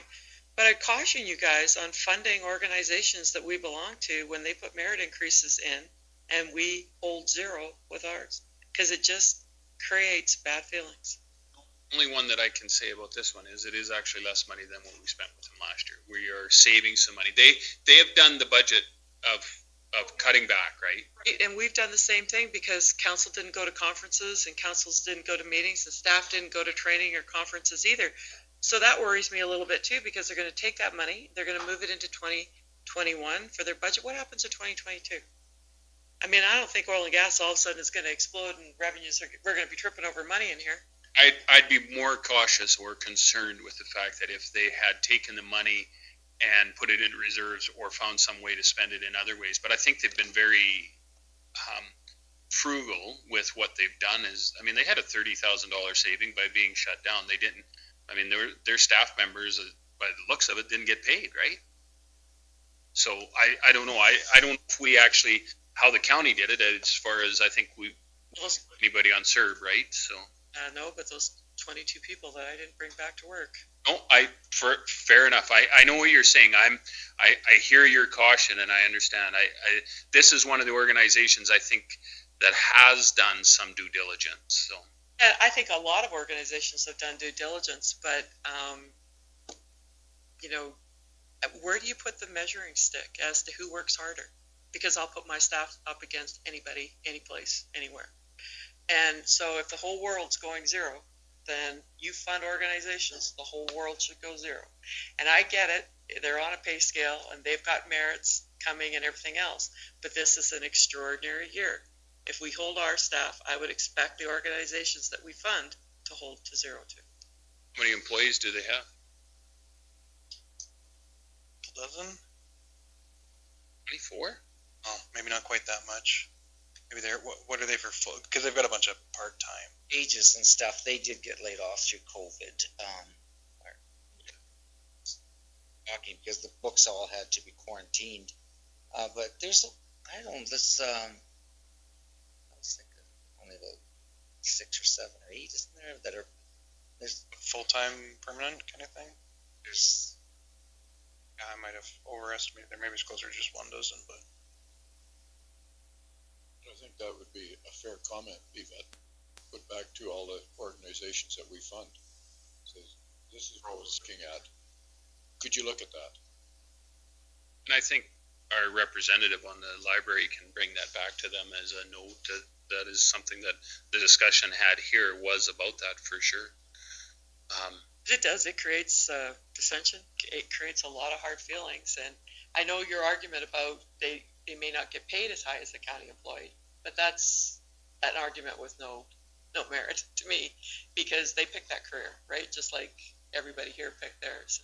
I think part of the reason is a few years back we looked at the grid is because the Stettler Library was so far behind other libraries, and they're still not that high. Their wages aren't too high, is why they think it's kind of important to keep the grid thing happening, because they were kind of quite far behind for a lot of them, except for the really long-term employees that are on that budget. The wages increased with $6,000. So I mean that's a fair assessment to say that $6,000 increase is something that has to go forward. We will actually pay less money, but there is a $6,000 increase on there. As Yvette said, they absorbed that 30,000. If their library's not shut next year, that's going to be another piece in that for next year's budget, and it could come to the point where we're telling them we can't fund as much, and it would force them to have to make a decision like that. Well, and that's when we do it, right? Yeah. It's true. I mean, have